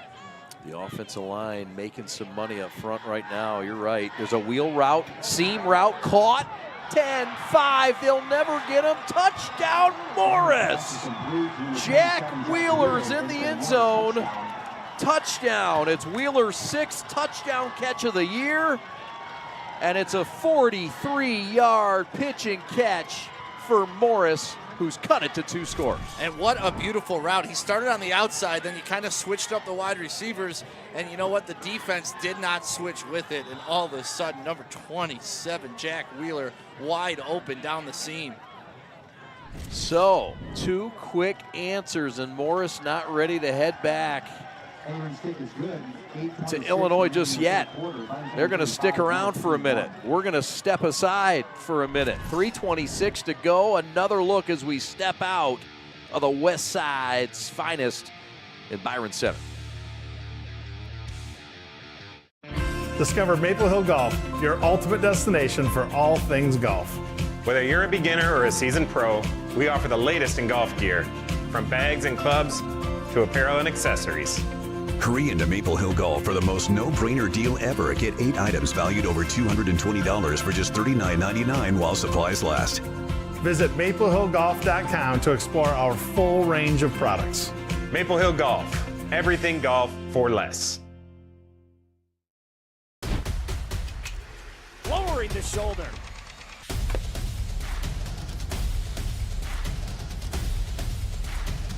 Swing and a miss. McKinley scores. Connor Ahern to boot it. It's through the wickets of Will Baumbosch. He recovers it. He's down the sideline, and he's going to make it respectable near the 20-yard line as he runs into that Morris sideline that's a jumping across the way. A little bit of chaos going on right now for Byron Center. They seem like they're a little bit on their heels, a little bit out of sorts. ACC supplies ingredients for companies that make cleaners, metalworking fluids, coatings, and personal care products. ACC is a strong technical team that can assist customers with additional R&D capabilities while supplying the key ingredients to make great products. Go find them, ACC Supplies. Byron Center on the drive stick, what would you like to see? Just a continuation of what they were doing in their first half, and this is exactly what you're seeing. I mean, you got to remember, this is their first possession here in the second half. 14 points put up on the board without even touching the football. So it's not like their offense had slowed down any. They just hadn't got the ball, similar to what they were doing to Morris in the first half. Very fair. Almost exact same pattern. Got the touchdown, got greedy, got the onside, went down and took advantage of it. You love it, but you love the fight in Morris. A lot of teams down 35-7 just lay down. 56 points on the board, and we're not even through this third quarter. There's a nice run by Tungate, who's been the leading gainer on the ground and in the air, doing Tungate-type things, running all over the place. Yeah, and that looked like it was a designed quarterback draw on that one. He just tucked the ball away and ran straight forward, just right up the middle. And Byron Center, I mean, they've just been able to pretty much do whatever they want here in this football game, offensively. Sorry about that. Tackle by Sparrow. They are starting to move. Folks, Tungate says, I'll keep it again around left end. And a fine open field tackle made by Mick Smith, the 10th grader at 6 foot, $165. I wish we had an ISO camera on Cam Payne on that drive, number 22. Watch him just drive his block. Look at drive at the top of your screen. He keeps driving. He drove that guy 20 yards down the field. What an amazing block.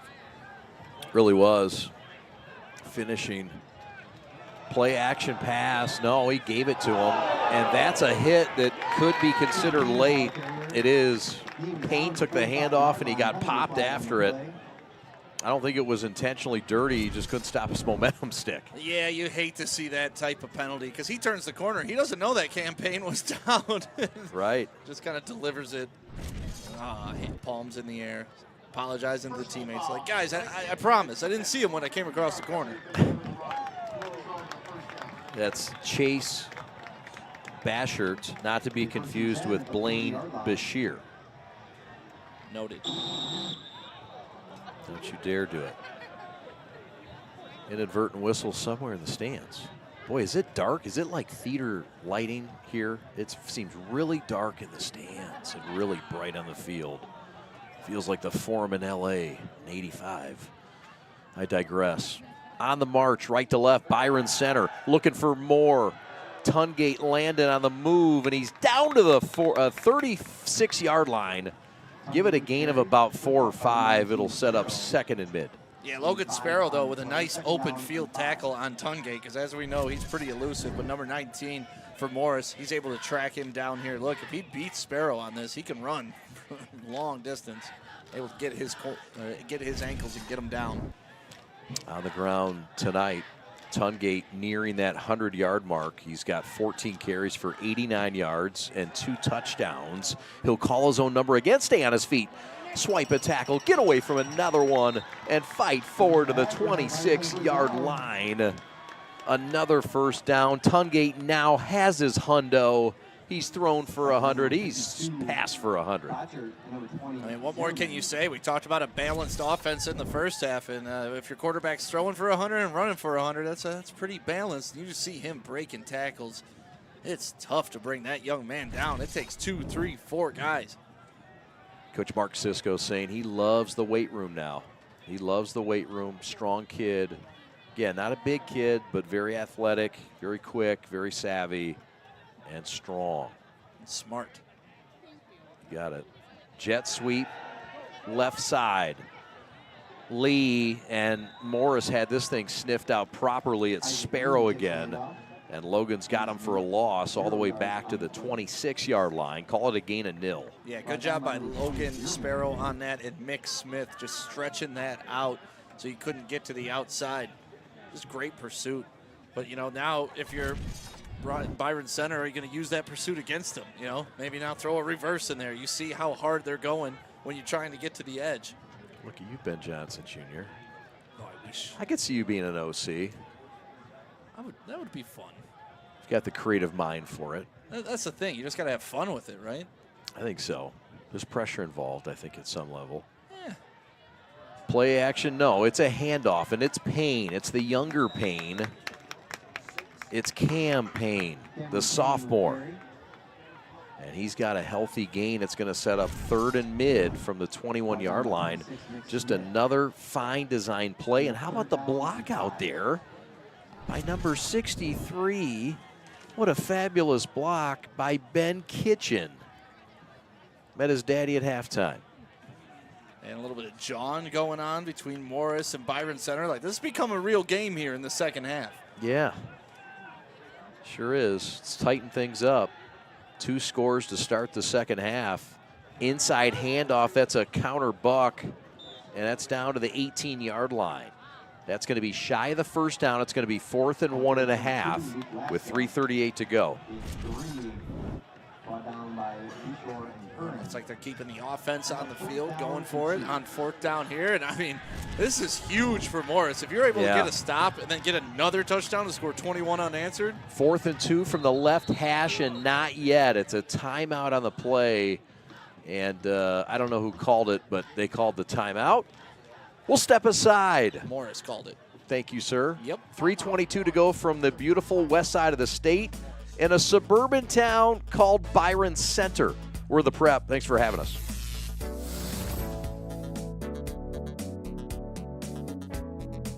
The store is set up. He's got the order, and he's off. It's a full court press. These brands are knocking it out of the park. This, my friends, is the speed we've come to expect from this team. Just look at the precision of that move. And it's out of here.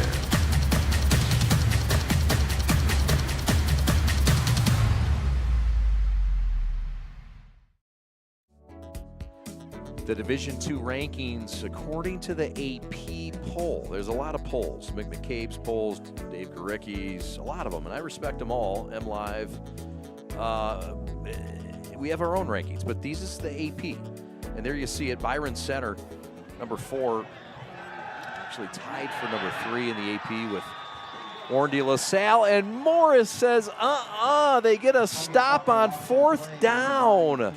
It ends up being a loss of a half yard back to the 19-yard line, and I think Curran got him. Morris with a big money move on 4th. Yeah, they just completely sold out, and there you see it, number 2, Bryce Varner breaking through the line of scrimmage and breaking that play up. Or did I have the wrong number? Caden Curran, I'm sorry, number 9. You deserve full credit for that. But a good timeout and a good talk by the coach saying, you know what, we're selling out. We need to get this stop if we're going to get back in this game full time. Quick scores, Dakota with a 7-0 lead over Oxford, end of the first. Belleville tied with Howell 7-7, the number 1 team in the state with the number 1 player in the country on the ropes, playing for the KLAA title tonight.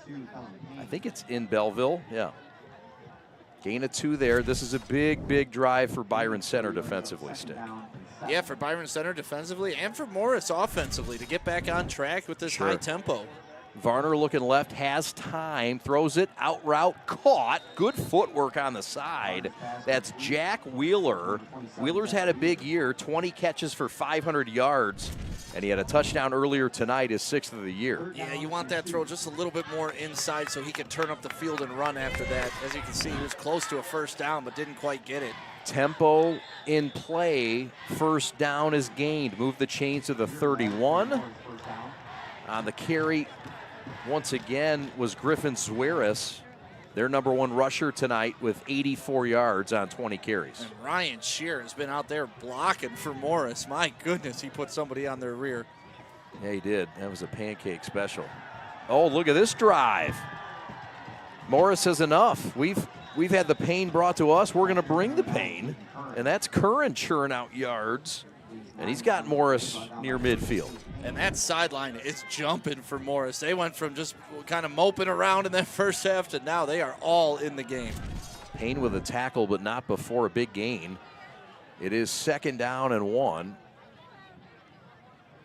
For Morris on the move. They scored twice, touchdowns. This one's a big gain for Curran, who cuts outside the numbers. One man to beat. 15 down to the 13-yard line. Touchdown saving tackle by Tate Bainbridge. But the burst into the secondary, and Morris starting to throw some haymakers. Yeah, you see the off-tackle run that he cuts right back up inside, but my goodness, hands off to Tate Bainbridge. Caden Curran, as Zveris and Curran starting to become a real 1-2 punch like the Payne brothers were for most of the game for Byron Center.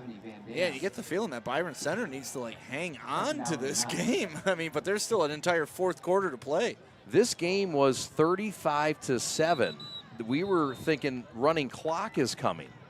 And lo and behold, Morris a score away from making this a 1-touchdown game. We'll step aside with 1:23 to go. From Byron Center, Michigan, we are the Prep. Thanks for watching, scribing, and following. Your Catholic faith, it's at the core of who you are, what you do, and the decisions you make. At Alliance Catholic Credit Union, we make your faith and finances work together. From home needs to business needs, from school to retirement, we've got the financial well-being of our Catholic community covered. Visit us today and see how your faith and finances can work together. Federally insured by NCUA, Equal Housing Lender. Lowering the shoulder.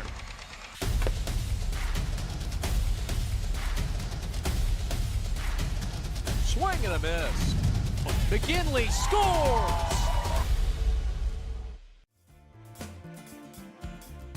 Chad and Stick back with you. Morris in the midst of a fine drive, and they'd like to finish with a touchdown. Yeah, and if they do, my goodness, what a script that they flipped here in this 3rd quarter. Looking for their 3rd straight score in this half. Roll right. Varner looking flat, out, caught, and form tackle to the 7, breaks the tackle, and down to the 6. So the catch was made, and the fight followed by Logan Sparrow, who's been a theme in this game, and the comeback. Yeah, we have called his name an awful lot, but great patience there by Morris before he threw that ball. Letting the play develop so Sparrow could find a little bit of space to get open. Finally tackled by Cam Payne. 3rd down and 3, right side end zone, touchdown, Curran.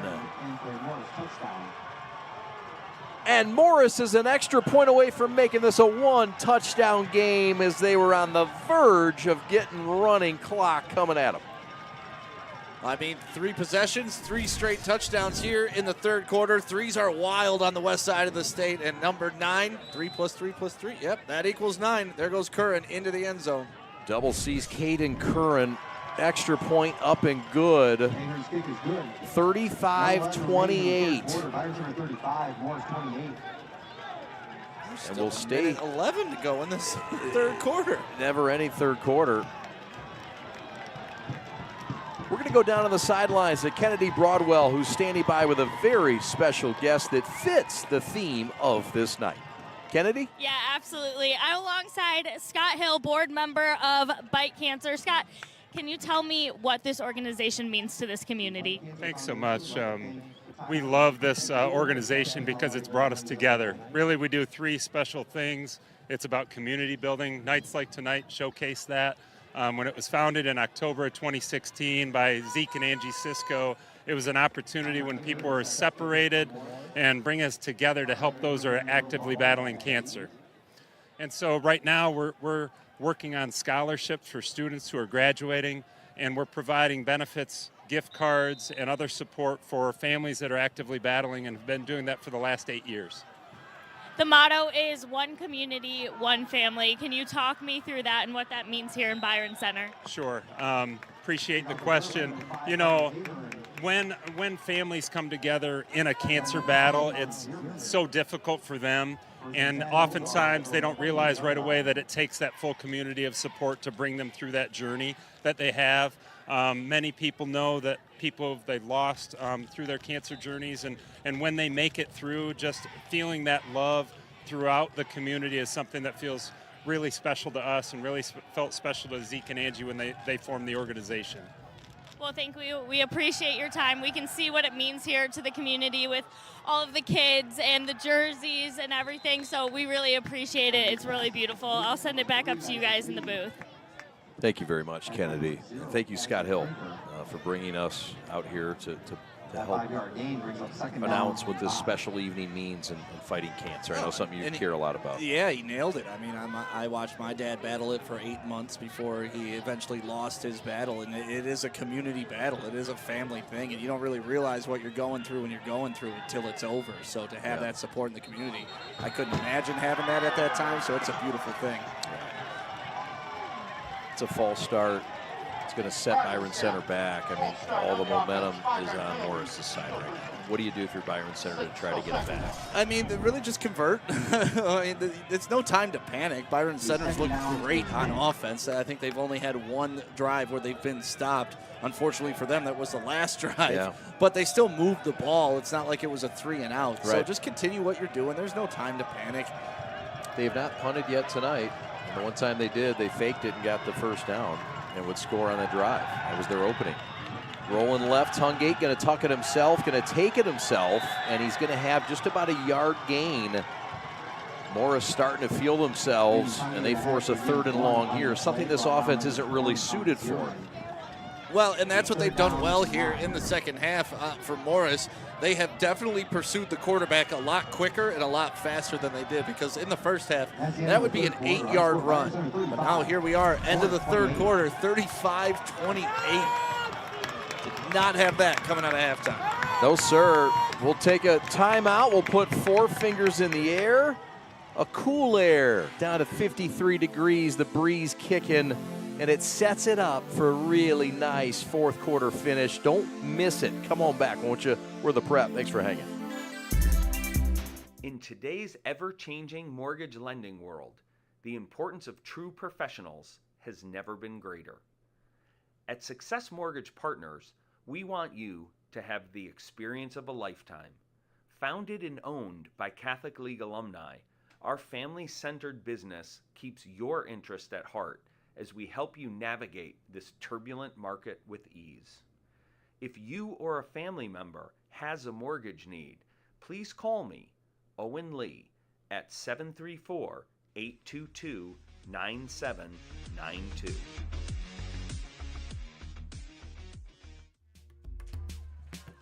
Mark Cisco, head coach for Byron Center. In his 16th season, was an assistant coach, came over from East Kentwood where he had a good run, and coached at Nebraska Wesleyan University as well. He's from Monroe, Michigan, originally, and a great job last year leading his team to the regional final. Phys ed teacher here as well, and founded the Bite Cancer Foundation and teaches AP Physics here at Byron Center. Mark Cisco, a pillar in the community and a grad of Monroe Jefferson. In 1989, 3 years of varsity football and basketball and baseball. And he's brought his act to the west side of the state, Stick, and I'd say he's doing a darn good job. He's got this program in position to maybe, just maybe, have the best football program ever in school history. I mean, listen, if you can figure out physics, you can draw up some plays. And he's able to get these young men in a pretty complex offense with a lot of moving parts, a lot of fakes, a lot of misdirection. Well, this is a big third down for that offense. And if they can convert and keep this drive going, they can take control of this game again. Yes, sir. Byron Center has got themselves in a 3rd and long. Not something they've been in tonight. They've got the weapons to handle it. Let's see if they can do it here. Empty set. Rolling right. Tungate going to tuck it. Going to run, and he's going to be short of the first down by maybe a half yard. It was a tackle by number 52, Chase Bashert, along with Blaine Bashir, number 4. Yeah, Bashir came down for that safety position and just was able to get in there and stop him just short of that first down. And it looks like Byron Center's going to send out their punt team, or they're keeping the offense on the field. They are. They are risking it all right now, Chad. Well, a half yard. I'll call it a full yard. That's a yard and a half. Yard and a half, you're right, from their own 36. Well, he's got a little Dan Campbell in him. We saw that earlier with a fake punt. And they trust Tungate. Let's see what they can do in this Delaware wing tee on 4th and 1. And we got a timeout. Mark Cisco wants to talk it over. That's their second timeout, so they'll have 1 remaining in this 4th quarter. Both teams with 1 remaining, so we'll see if that comes into a factor. We got ourselves a tight ball game here. We do. So Morris High School and the head coach, Alan Thorson. And in his 15th season, and he as well did some assistant coaching and then went on to be the head coach, paid his dues. And he's had this program to the state runners-up a couple of times. And as an assistant coach, they were state champions. 2 quarterfinal appearances, a couple semifinal appearances. He went to Seneca High School in Illinois, 99 grad. Came over from Plainfield High School. 8 of his 15 coaches on staff, well, they're alums of Morris Community High School. And if you're wondering about the nickname, well, they're formerly called the Redskins. They do not have a nickname. It's just Morris. And they have no timetable on when they'll define it. Though. Yeah, Morris. There's strength in one name. I think so. Prince, Share, Stick. Now? Right side, and that's a stick there. How about it? A 4th down stop in their own territory. Mick Smith with a first hit and stopped on downs. Morris has a chance to come back and tie this thing deep into Byron Center territory.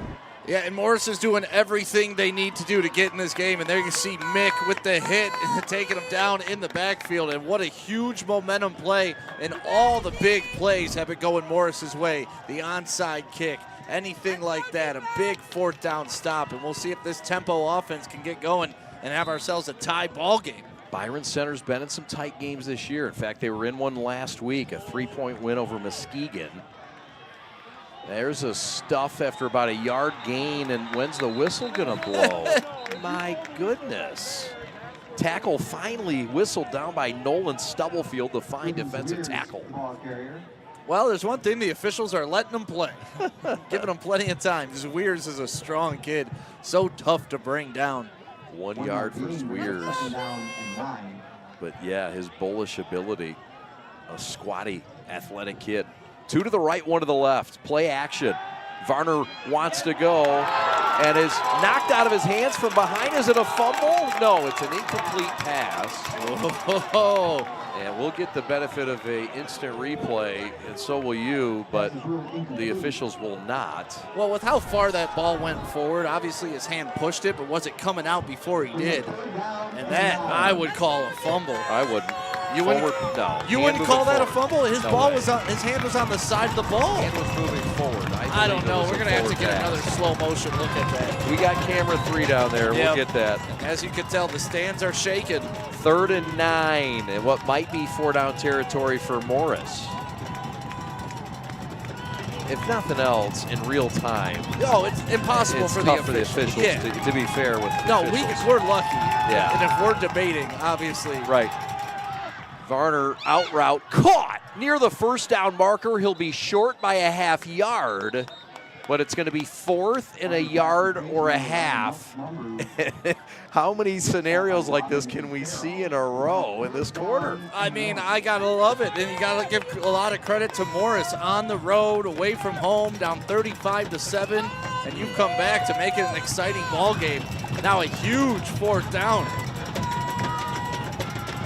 The catch was made by Ethan Mumbrew. Handoff on 4th down, 1st down. Little help from his friends. The initial was a stuff, but the finish, that's Curran, moved the chains, 1st down. You got Nolan Stubblefield coming off the field. Looks like he's holding his shoulder, so you're going to have a substitution on the defensive end for Byron Center. Curran now starting to churn up his yards. He's averaging 13 yards a carry. He's got 6 carries for 77. Byron Center gets a stop from Kellen Payne, the senior linebacker, stepping up. And not only stepping up, stepping through the entire offensive line and just busting through the backfield to break this play up. A huge tackle, and if he didn't get him, Tate Brainbridge was right there too. Yeah. 2nd down and 12, loss of 2 on the play, forced by Payne. In the gun, Varner looking right, out route, caught near the 1st down marker, 1st down. Fancy footwork on the sidelines, coming alive as Ethan Mumbrew, the junior receiver at 6'3". It'll be 3rd down and short. He didn't get the first. Yeah, no, he went on. It's almost identical to what happened the last time he caught the ball on the sideline. Now it's 3rd and 1 from the 15. 4 minutes left in this game. This is a huge drive. For Mumbrew, it's 3 catches for 26 yards. We got a false start. That's a biggie. It's going to go to a 3rd and 7. And it's going to make Alan Thorson think about maybe going to his kicker, Connor Ahern, here. It's 3rd down. You still got a chance to pick up the first. That's right. My bad. That would be interesting, though, if they do get to 4th down here. 2 to the left, 1 to the right. In the gun, Varner hands off to his running back. Left side stuffed at the 20-yard line, at the line of scrimmage. It's Payne Cam, the brilliant sophomore, along with Eli Farrell, the safety. Yeah, Cam got his hands on him, then Eli Farrell comes up and just finishes the play. Big hit by the left shoulder. It's a big 4th down. Here we go. 4th and 7 with 3:23 left. Play of the game here. They wanted a jump on Byron Center right there, but the officials did not throw the flag. Each team with 1 timeout left. 4 wide. Varner snap low, picks it up, and he falls on it at the 30-yard line. I mean, I understand the play's out of control, but why not pick it up and just throw it over your head? The worst thing that's going to happen is a turnover. I guess maybe that is the conservative way to go about it, but you don't even give yourself a chance to pick up a 1st down. How about the Byron first Center? big mistake we've seen in this game, really from either side. Yep.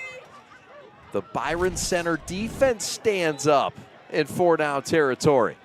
Well, that's why that false start was so huge. Yep. I mean, they had the momentum going. All they had to do was pick up a yard. The next thing you know, it's 3rd and 7. 8:06 to go in this ball game. Early start, if you're wondering how this game's almost finished. Landon gonna tuck it and go. He's got a nice gain of 4 yards on 1st down. As we crawl under the 8-minute mark here from beautiful Byron Center, Michigan. Illinois against Michigan in this final week of the 2024 season. It did not work out so well last week in the NCAAs. Well, if you're a Michigan for one fan. side. Yeah, I was going to say, if you're an Illinois fan, it worked out quite well. Oh, boy. Jack Wheeler, the wide receiver who we've seen tonight, is committed to the University of Illinois for baseball. Play action.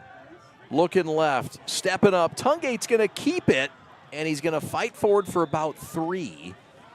Tripped up by number 38, That's Hayden Hutchcraft, the senior linebacker. 3rd and mid. Yeah, and a lot of credit to the adjustment Morris has made here in the second half on defense. Not only are they pursuing the quarterback a lot faster, the coverage down the field is making him pull the ball down every single time. Yeah, it really has. 3rd and 4. Dare we say 4-down territory? I mean, it was last time. Does the time matter that much to him, or do you think it'll still be about, just picking up that first down? Right. 2 to the right for Tungate, calling out the signals. The senior. Campaign ball carrier fights for it, and he has the first down of the 40. Move the chains. Cam bringing the pain when they needed it the most. Yeah, they pulled the entire left side of their line to the right side. Look at them follow through. Big number 52 clearing the way. Absolute pancake block. And that picks up the first down. That's Caden Kraus. I apologize, it was Kellen Payne on the carry, not his younger brother, Cam. Yeah, but Caden Kraus, he was the big dog leading the way on that one. You got to love when your pullers can get out there and get a free shot on a linebacker. Quick score update, Lake Orion 7, Saline nothing. That's in the second quarter. Back to pass, Landon on a 1st and 10. Going to step up, going to bounce outside the numbers. Has some room, created it himself. Gets to the outside and gets out of bounds at the 46-yard line. It'll be a gain of 5 where just nothing was there. And the escapability of number 4 is just fantastic. Yeah, Colin Zierman, number 20, had a shot to get him right there and get him in the backfield, but that little sidestep, he's been doing it all night long. Tungate just pulling the ball down. I mean, if he's got to salt this game out himself, he's going to do it. An 8-minute drive of nothing but Tungate. 22 carries, 118 yards, and 2 touchdowns on the ground for the senior quarterback. As we roll under 6 minutes. 2nd and 5 with motion, play action. Tungate keeps it himself, has a first down and more. Burst across the 50 to the 46-yard line. Gain of 10 on the play. Move the chains. Tungate continues to tally up the yards. Yeah, Owen Olson right here just gets him by the ankle right at the end. Otherwise, that would have been a touchdown for Tungate. Now you see number 19 down for Morris, and he's had a big game. Logan Sparrow, that would be a huge loss if he can't finish this one out. He would. So is Caden Kraus, the converted fullback into guard. How about Kraus and this offense and the blocking, especially in this last play? I mean, all the fits just seem to be right. Both sides so well coached, especially Byron Center tonight. Yeah, and that's kind of what the side conversation has been up here in the booth, just the precision of the blocking of both these teams and running the right plays and being clean, not a lot of holding calls. It's just been a fun game to watch. A few ranked teams on the ropes. Clarkston with a 17-0 lead over Eisenhower. Howell with a 14-7 lead over Belleville. Nearing halftime, how about that? The Highlanders got the number 1 team in Division I on the ropes in the KLA title. Hulk Hogan was out in Howell today. Oh, yeah? Yeah. How about it? Handoff left side, gain of 2 on the jet sweep. Clock rolling, 5:14 to go.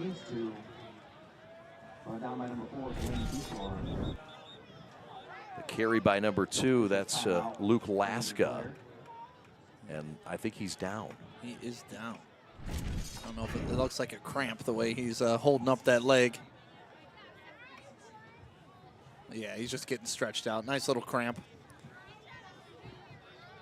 Well, ACC supplies ingredients for companies that make cleaners and metalworking fluids, coatings, and personal care products. ACC has a strong technical team now that can assist customers with additional R&D capabilities while supplying the key ingredients to make great products.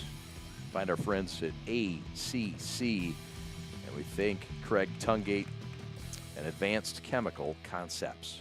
I'd love to ask him a dumb question. Go ahead. Yeah. We can text him right now. Okay. What do you use to clean what makes cleaner?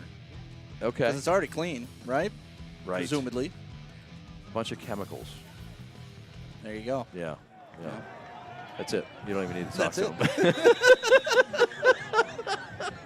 Save Craig the time. He's got enough going on. I know. See, that's why I said stupid empire. question, but, you know, it's a question I have. Groves 14. I want to dig deeper in this cleaning game. I appreciate your depth. Yeah. Groves 14, the #1 team in Division II, some might say. The AP poll says they have a 2-touchdown lead with their crosstown rival Seaholm. Seaholm, a program that Byron Center visited a few years back. They went on the road. We talked to Mark Cisco. He says, look, no need for us to go to the east side of the state. We schedule teams in Indiana. They went and played Hammond, Indiana. They'll go play Morris. It's a little closer for them to play these schools rather than go to the east side of the state. Yeah, and was it a few years ago that Michigan wouldn't allow teams to go out of state and play? I mean, I know it is for baseball and some other sports. That's changed. Okay. Yep. You can go to the border states now. Yeah, and that's nice. I mean, it opens up an entire pool because, you know, some of these matchups, they're tough to schedule. And you can play a team that's not a border state. It just has to be in a border state or your own state. As in St. Mary's will play IMG from Florida. Basketball. Coming up in basketball, yep. Right side, going deep. Tungate's got his man inside the 10. It's Isaac Lee with a leap and a grab. And a first down on a 3rd and 5 and a money throw from Tungate. And you got to love the lineman, Jackson Bovia, turning around and just giving love to Tungate on this. A nice, tight spiral, big arm. We've seen overthrows, we've seen underthrows, and now we've seen a perfect throw. Yep. And that gives them a big 1st and goal here. Man, how about it? Also want to give a shout out to the state championship hockey team. And Brady Lake mentioned all the ones. He said, you know what? Oh, I forgot to mention our hockey team. They were state champions. Oh, yeah, they're pretty good, too. So, anyway, he was raving about them, and we hope to cover them at some point this season. So, shout out to the hockey team at Byron Center. State champions in Division II. Payne fighting forward near the goal line, trying to put this thing away with 3:10 to go. Stopped short, but message was gained. First down. I feel like I'm just watching a replay over and over and over. A handoff up the middle to Payne. They run somebody over for an extra 3 or 4 yards and almost a touchdown. So, 2nd down and goal. Tungate in the gun. Got Payne to his left. It's Cam. Clock the friend. 2nd and 1. Tungate calls his own number, and he's in the end zone. Touchdown, Bulldogs. Tungate's in for the 3rd time tonight. He's got a passing touchdown as well. 24 carries, 130 yards. And the final nail in the coffin in West Michigan. Yeah, he's come out in the second half and only thrown 2 passes. One of them that bomb, and the rest has just been running it straight up the middle. Tungate tough all game long. Tungate time when the clock's winding down, and it's got Byron Center in the lead now, 41-28 with a missed extra point by Dawson Hilliard. Let's go to a timeout. We'll step aside for perhaps the final time in 2024 on this Tungate triple touchdown night on the ground. Discover Maple Hill Golf, your ultimate destination for all things golf. Whether you're a beginner or a seasoned pro, we offer the latest in golf gear, from bags and clubs to apparel and accessories. Hurry into Maple Hill Golf for the most no-brainer deal ever. Get 8 items valued over $220 for just $39.99 while supplies last. Visit maplehillgolf.com to explore our full range of products. Maple Hill Golf, everything golf for less.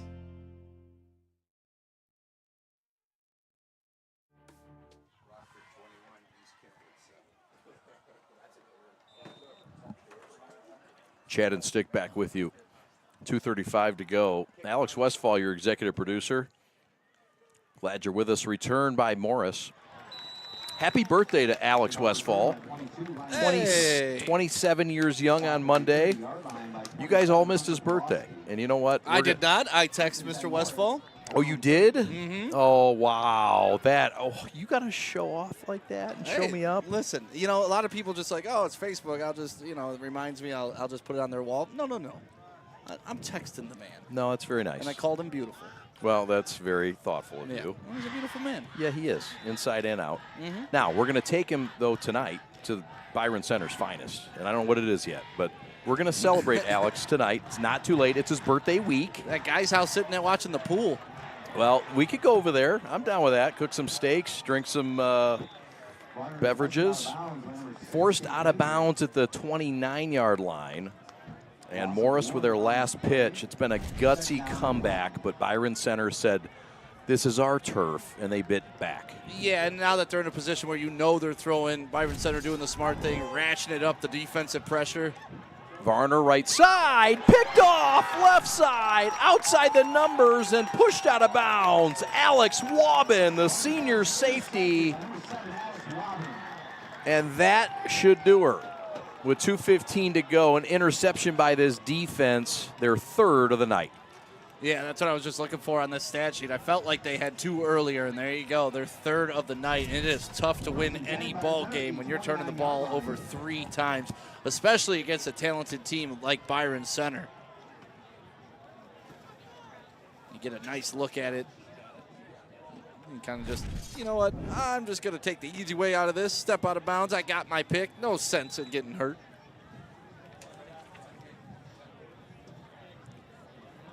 So, 1st and 10 from the 29, 2:15 left. It's all over but the shouting in Byron Center.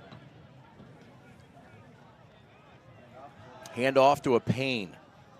And they've been a pain for everybody. Cam this time with a chunky gain of 8 on first. Timeout on the field, 1 timeout left. This is an injury timeout, and we'll step aside with them. With 2:09 to go and Blaine Bashir down. We hope he's okay. We'll report back shortly. We're back in a moment. At Alliance Catholic Credit Union, we're your financial guardian angel. We're here to help you achieve your dreams. A new home, a Catholic education, that business you are working to build. We're here to support the goals of your family, your retirement, and the community that surrounds you. We're here to offer your trusted financial services inspired by Catholic values. And like your guardian angel, we'll always be by your side. Federally insured by NCUA, Equal Housing Lender. We are The Prep. Thanks for watching tonight on the Byron Center YouTube channel. You can find us on our YouTube channel as well. Don't stray from this channel. Support them. Subscribe to them. We've got about 160 games a year of high school sports, football, basketball, baseball, soccer, tennis, hockey, lacrosse, rowing, lacrosse, field hockey. I don't know. We got a lot of them. Check us out. TikTok, Facebook, Instagram, X, Twitter, YouTube. We've got a YouTube channel. It's The Prep Sports. If you'd like to sponsor, be a part of the broadcast, we'd love that. Contact us today. info@theprepsports.com. If you want to broadcast, we're available. info@theprepsports.com. Thanks so much for watching tonight. Thanks to Byron Center for making us feel so nice and warm and welcome. Yeah, my only regret is not getting here earlier and eating some of that tailgate food they had going on. Oh, dude, the brats were killer, by the way, from the concessions. The brats were just sultry. Tungate's going to keep it left side outside the numbers, fights forward. He's got a first down. That essentially ends the ball game at 2 minutes and no timeouts for the visitors from Morris. 35 miles southwest of Chicago. They'll make the trip back tonight, but listen, they came and they made a statement tonight in Byron Center that they are a well-respected program that's going to fight back and swing back like Chicago does. Yeah, and you just got to be upset about the way you came out in that first half, you know, because you could tell in the second half we can play with these guys. We could have won this game had we duplicated the second half, but unfortunately for them, it doesn't go away. If you play a bad first half, it carries over. Yep. That's right. Both teams will get ready for their state playoffs. Payne with it up the middle. Campaign with another one for good measure. 47-28 with a $1:21 to go. The final score will not reflect the kind of game it was, but Byron Center has been dominating at times with this run game. That's not a one-off. No, and once again, it's a duplicate. You pull the guards, you go right up the middle, he breaks a tackle, and then he runs into the end zone. We've ran that play about 4, 5, 6 times, and it's ended up the exact same way every time. Big collision in the middle, and the pain rolling forward. Joe Hernandez to snap it, one of the top long snappers in the state. Guy that went to his coach and said, hey, coach, do you mind if I take a ball home to my dad and we practice long snapping? And Mark Sisco's like, okay, fine, sure, yeah. And the kid came back and has been just spitting bullets back. Fabulous job by this long snapper. He's got a future in college if he wants one. Yeah, great job by the holder on that one, too. Yes, it was. But here you get another look at the Payne touchdown. Well, and that's what Mark Cisco says. He says, look, it's coming back hot. You got to be ready. Like, his snap's not for everybody. You got to be ready. Cass Tech is on the road in Medina, Ohio, however they call it down in Ohio. They never pronounce things right anyway. 26-0. 26-0, Cass Tech for Medina. Thank you very much, Hunt, man. 1:21 to go, 48-28. Yvette's in the house. Thank you, Yvette, passing along the score. Rob, you're taking all the glory again. She's hired. She's hired. She's in. Yeah, look, she's taking off her jacket. She's putting on a prep sweatshirt. We got a vet on our team, too. We're better with 2 hunters. Kickoff return is stuffed at the 35. Here comes Morris for one more time tonight in the great state of Michigan. Yeah, and if you're Morris, nothing to hang your head about. It's just that first half, you know, and that's something the coach can build on. But you got to give credit to their coach, too, coming out in the second half, motivating your team. Not many teams can get off the floor when they are down 35-7. But Alan Thorson was able to get his troops up and running, and they came out with an impressive second half, and really a super impressive third quarter. Yeah, 3 straight scores. Crazy. This is a carry by number 41. That's Keegan Chevelvik. This rolls off the tongue sometimes. Just not tonight. Belleville 14, Howell 14. That's at the half. Again, that's the #1 team in the state of Michigan against an unranked Division I team. Groves 14, Seaholm nothing at halftime. And De La Salle, who's ranked tied with Byron Center for 3rd in the state of Michigan in the AP poll this week in Division II with a 7-3 lead over Chippewa Valley. That's Keegan, double K. I'm telling you, the all-name team, like this is the all-name team in Morris. Yeah, I was talking to my buddy Hanson. You know, if you ever play Madden and you get past like all the players that are in the game in your franchise, and they just start making up names. Like I got Adonis Greensbury at running back, and the all Madden names are hilarious when they start making them up. It's awesome. This is a carry by Stephen Wagner, and Wagner's forced out of bounds at the 44-yard line. And it'll set up a 4th down and short as time winds down. Don't forget, we'll have our G of the game with 6 seconds left now. And pretty good guess as to who we may have. There's not really a debate tonight, is there? I don't think so. I mean, when you run the ball 25 times for 135 yards and 3 touchdowns, and that's not even including your passing, I think you get the game. Official game time, 2 hours and 8 minutes and 30 seconds. The ball game's over. Byron Center wins for the 8th time this year to close out the regular season. 48-28 for the home team Bulldogs on bite down night in Byron Center. Thanks so much for having us. Much, much more to come. We've got stats, we've got highlights, we've got our player of the game, which we call the G of the game. All that comes right after these.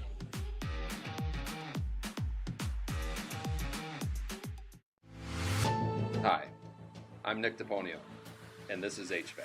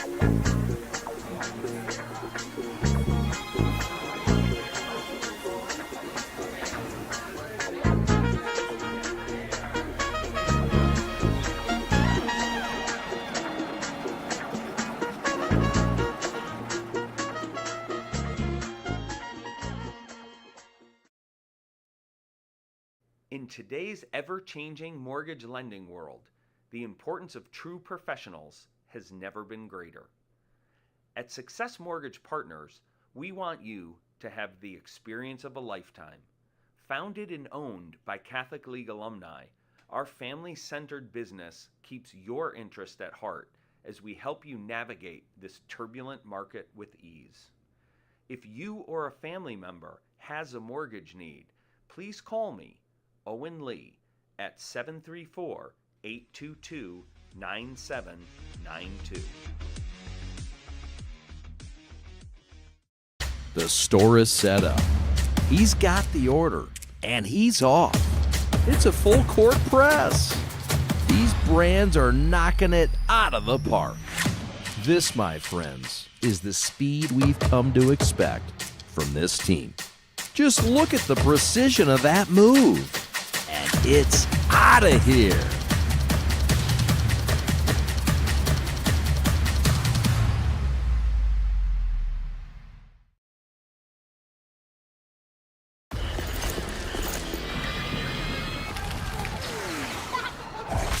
Look, everybody wanna go and talk.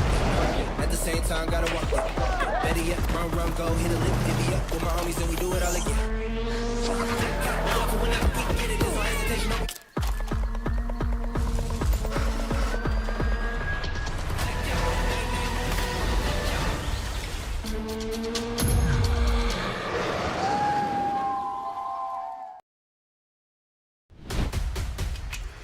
Lowering the shoulder.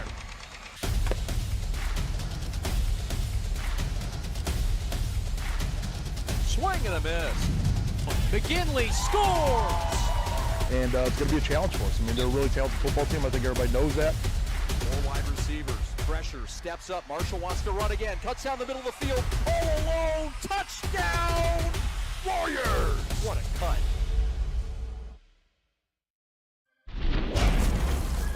Byron Center wins by 20 tonight. They faked the punt to start things. Tungate got him in, and that set the tempo. Yeah, Tungate then he completes the pass to Payne for the long touchdown. That put him up 14-0. But then, Morris got back in the game. Brady Varner carries it for a quarterback keeper around the edge. He gets into the end zone, and that made it 14-7. But the offense could not be stopped, and neither could Tungate after that. Tungate, you see him here, and I love this. I love he finds the cameraman. He knows it. He's a star. I'm a flex for you. I already know I'm the G of the game, and it's the first quarter. But then a great handoff right up the middle to Payne. And see, we're going to see that same highlight several times. Him right up the middle, breaking a tackle, and then just keep running. Here you go, right up the middle, break a tackle, keep running. There are about 3 or 4 touchdowns tonight that got that way, and the Payne brothers had their way. But a nice little wrinkle here by Morris. Bryce Varner coming in at quarterback, the direct snap to him for the touchdown, and this was all in the third quarter. Morris had their way in the third quarter and came back and made this a 1-touchdown game. You get the handoff here right up the middle to Caden Curran, and he had a big third quarter. But then there's that man. You know what? If I got to go, game on the line, who am I handing it off to? I'm not handing it off. Let my quarterback Tungate keep it. And then another Payne brother touchdown to cap it off. And that gets you your final score on the game. And he gives you the little nighty-night, 48-28 here at Byron Center. The fans are storming the field. The moms and dads are coming from the other side. It's a beautiful family atmosphere here at Byron Center. Yes, sir. Good recap of the scoring. We've got our G of the game standing by on the sidelines with Kennedy Broadwell. Kennedy, who do you got down there? I've got quarterback Landon Tungate with us. No surprise, Landon. 4 total touchdowns tonight, 3 on the ground, 1 through the air. Walk me through what was clicking. We had a really good day to start. The first half we were playing really good. We were really clicking. And then the second half, we hit a couple bumps, but I'm really proud of the way our guys fought back. And they came close for a second, but we knew we were confident. And on the sideline, everybody was really chill. That's because we knew and we were confident. I just want to say thank you to my O-line. They brought us that game. They brought us home right there. Powering away, just run play, smash, mouth football. And that's what I love about them. Yeah, this week, your coach told us you guys were 75% run, 25% through the air. We saw a little bit of mix-up here tonight, which was super fun to watch. But you guys hit a tough spot there, but you pulled it out. Walk me through that, and just what was said on the sideline? Well, we hit one early, deep pass play. I think they contained that after that. They learned and stopped that pretty good going into the second half. And then, yeah, I mean, we know our O-line's going to come through when we run those run plays. So, I mean, and they did. Just 4 yards, 5 yards, 6 yards, whatever. Like, we were moving that football every drive, really, and that's all credit to the O-line right there. They were just smashing away. Gritty wins like this teach you good things, especially headed into the postseason. What did you learn here tonight? I'm excited to play a home game next week. That's what we were fighting for tonight, and that's what was the goal. We said it all week. We want a home playoff game. 8 wins, we got it. So I'm really excited about that, and I can't wait to compete next week and prepare for whoever we got next week. Awesome. Congratulations, our G brand. G of the game. I'll send it back up to you guys. Thanks a lot, Kennedy. Yeah, Tungate is deserving as any G we've had all season long. Big numbers, but the creativity, the leadership, the poise, and the improvement from a year ago. This young man was all league as a sophomore. On the other side of the football, he's a winner. Well, not only a winner, he's a great teammate. You know, to give all the credit to your offensive line. A lot of players, you know, we see them. They take the G of the game. They're very happy to do it, as they should be, because they earned it individually. It is an individual award. But for him to turn the credit over to his offensive line, who played a heck of a ball game today, it just shows you it's about team and it's about a bigger thing for him. Well, this ball game is over and our regular season is over, but the broadcasts are not. We'll have more action coming up. On Monday, we'll have the PSL Volleyball Championships on the Prep. We appreciate our time, though, here on the Byron Center YouTube page. And stay tuned for playoff football for Byron Center. Where will they go? They're kind of set for perhaps, not to jump ahead, but what will be a rematch of their Week 2 loss, a chance to get right against the team that knocked them off in Muskegon Mona Shores. And at home. So those are a couple things to look forward to. For Morris community, they'll go back to the IHSA and compete in the playoffs. I believe, I don't want to get too deep into what their postseason hopes are, but some good wins, some losses against very good teams, all against ranked teams. Number 1 in the state of Illinois, number 2 in the state of Illinois, number 14 in the state of Illinois, and now number 3 in the state of Michigan.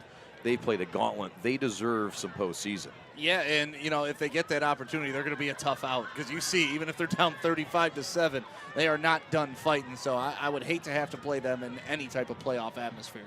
Want to thank everybody for making this broadcast possible. We've got a very talented crew, and it starts with the birthday boy. Hey! And the captain of the ship, Alex Westfall, your executive producer. Let's give it up for him. No cake. No nothing now, but we're going to give him a lot of love after this in Byron Center. We got to find out which spot. Where are we going? Where is the it place in Byron Center? We got to take Westfall out and treat him right. Evan Westfall on replay, another fantastic job. Rob Hunter, the Hunt Man, he brought his boss tonight, and we're glad to meet her. Thanks, Yvette, for coming. Christian Jackson, C-Jack, with a very smooth audio act tonight.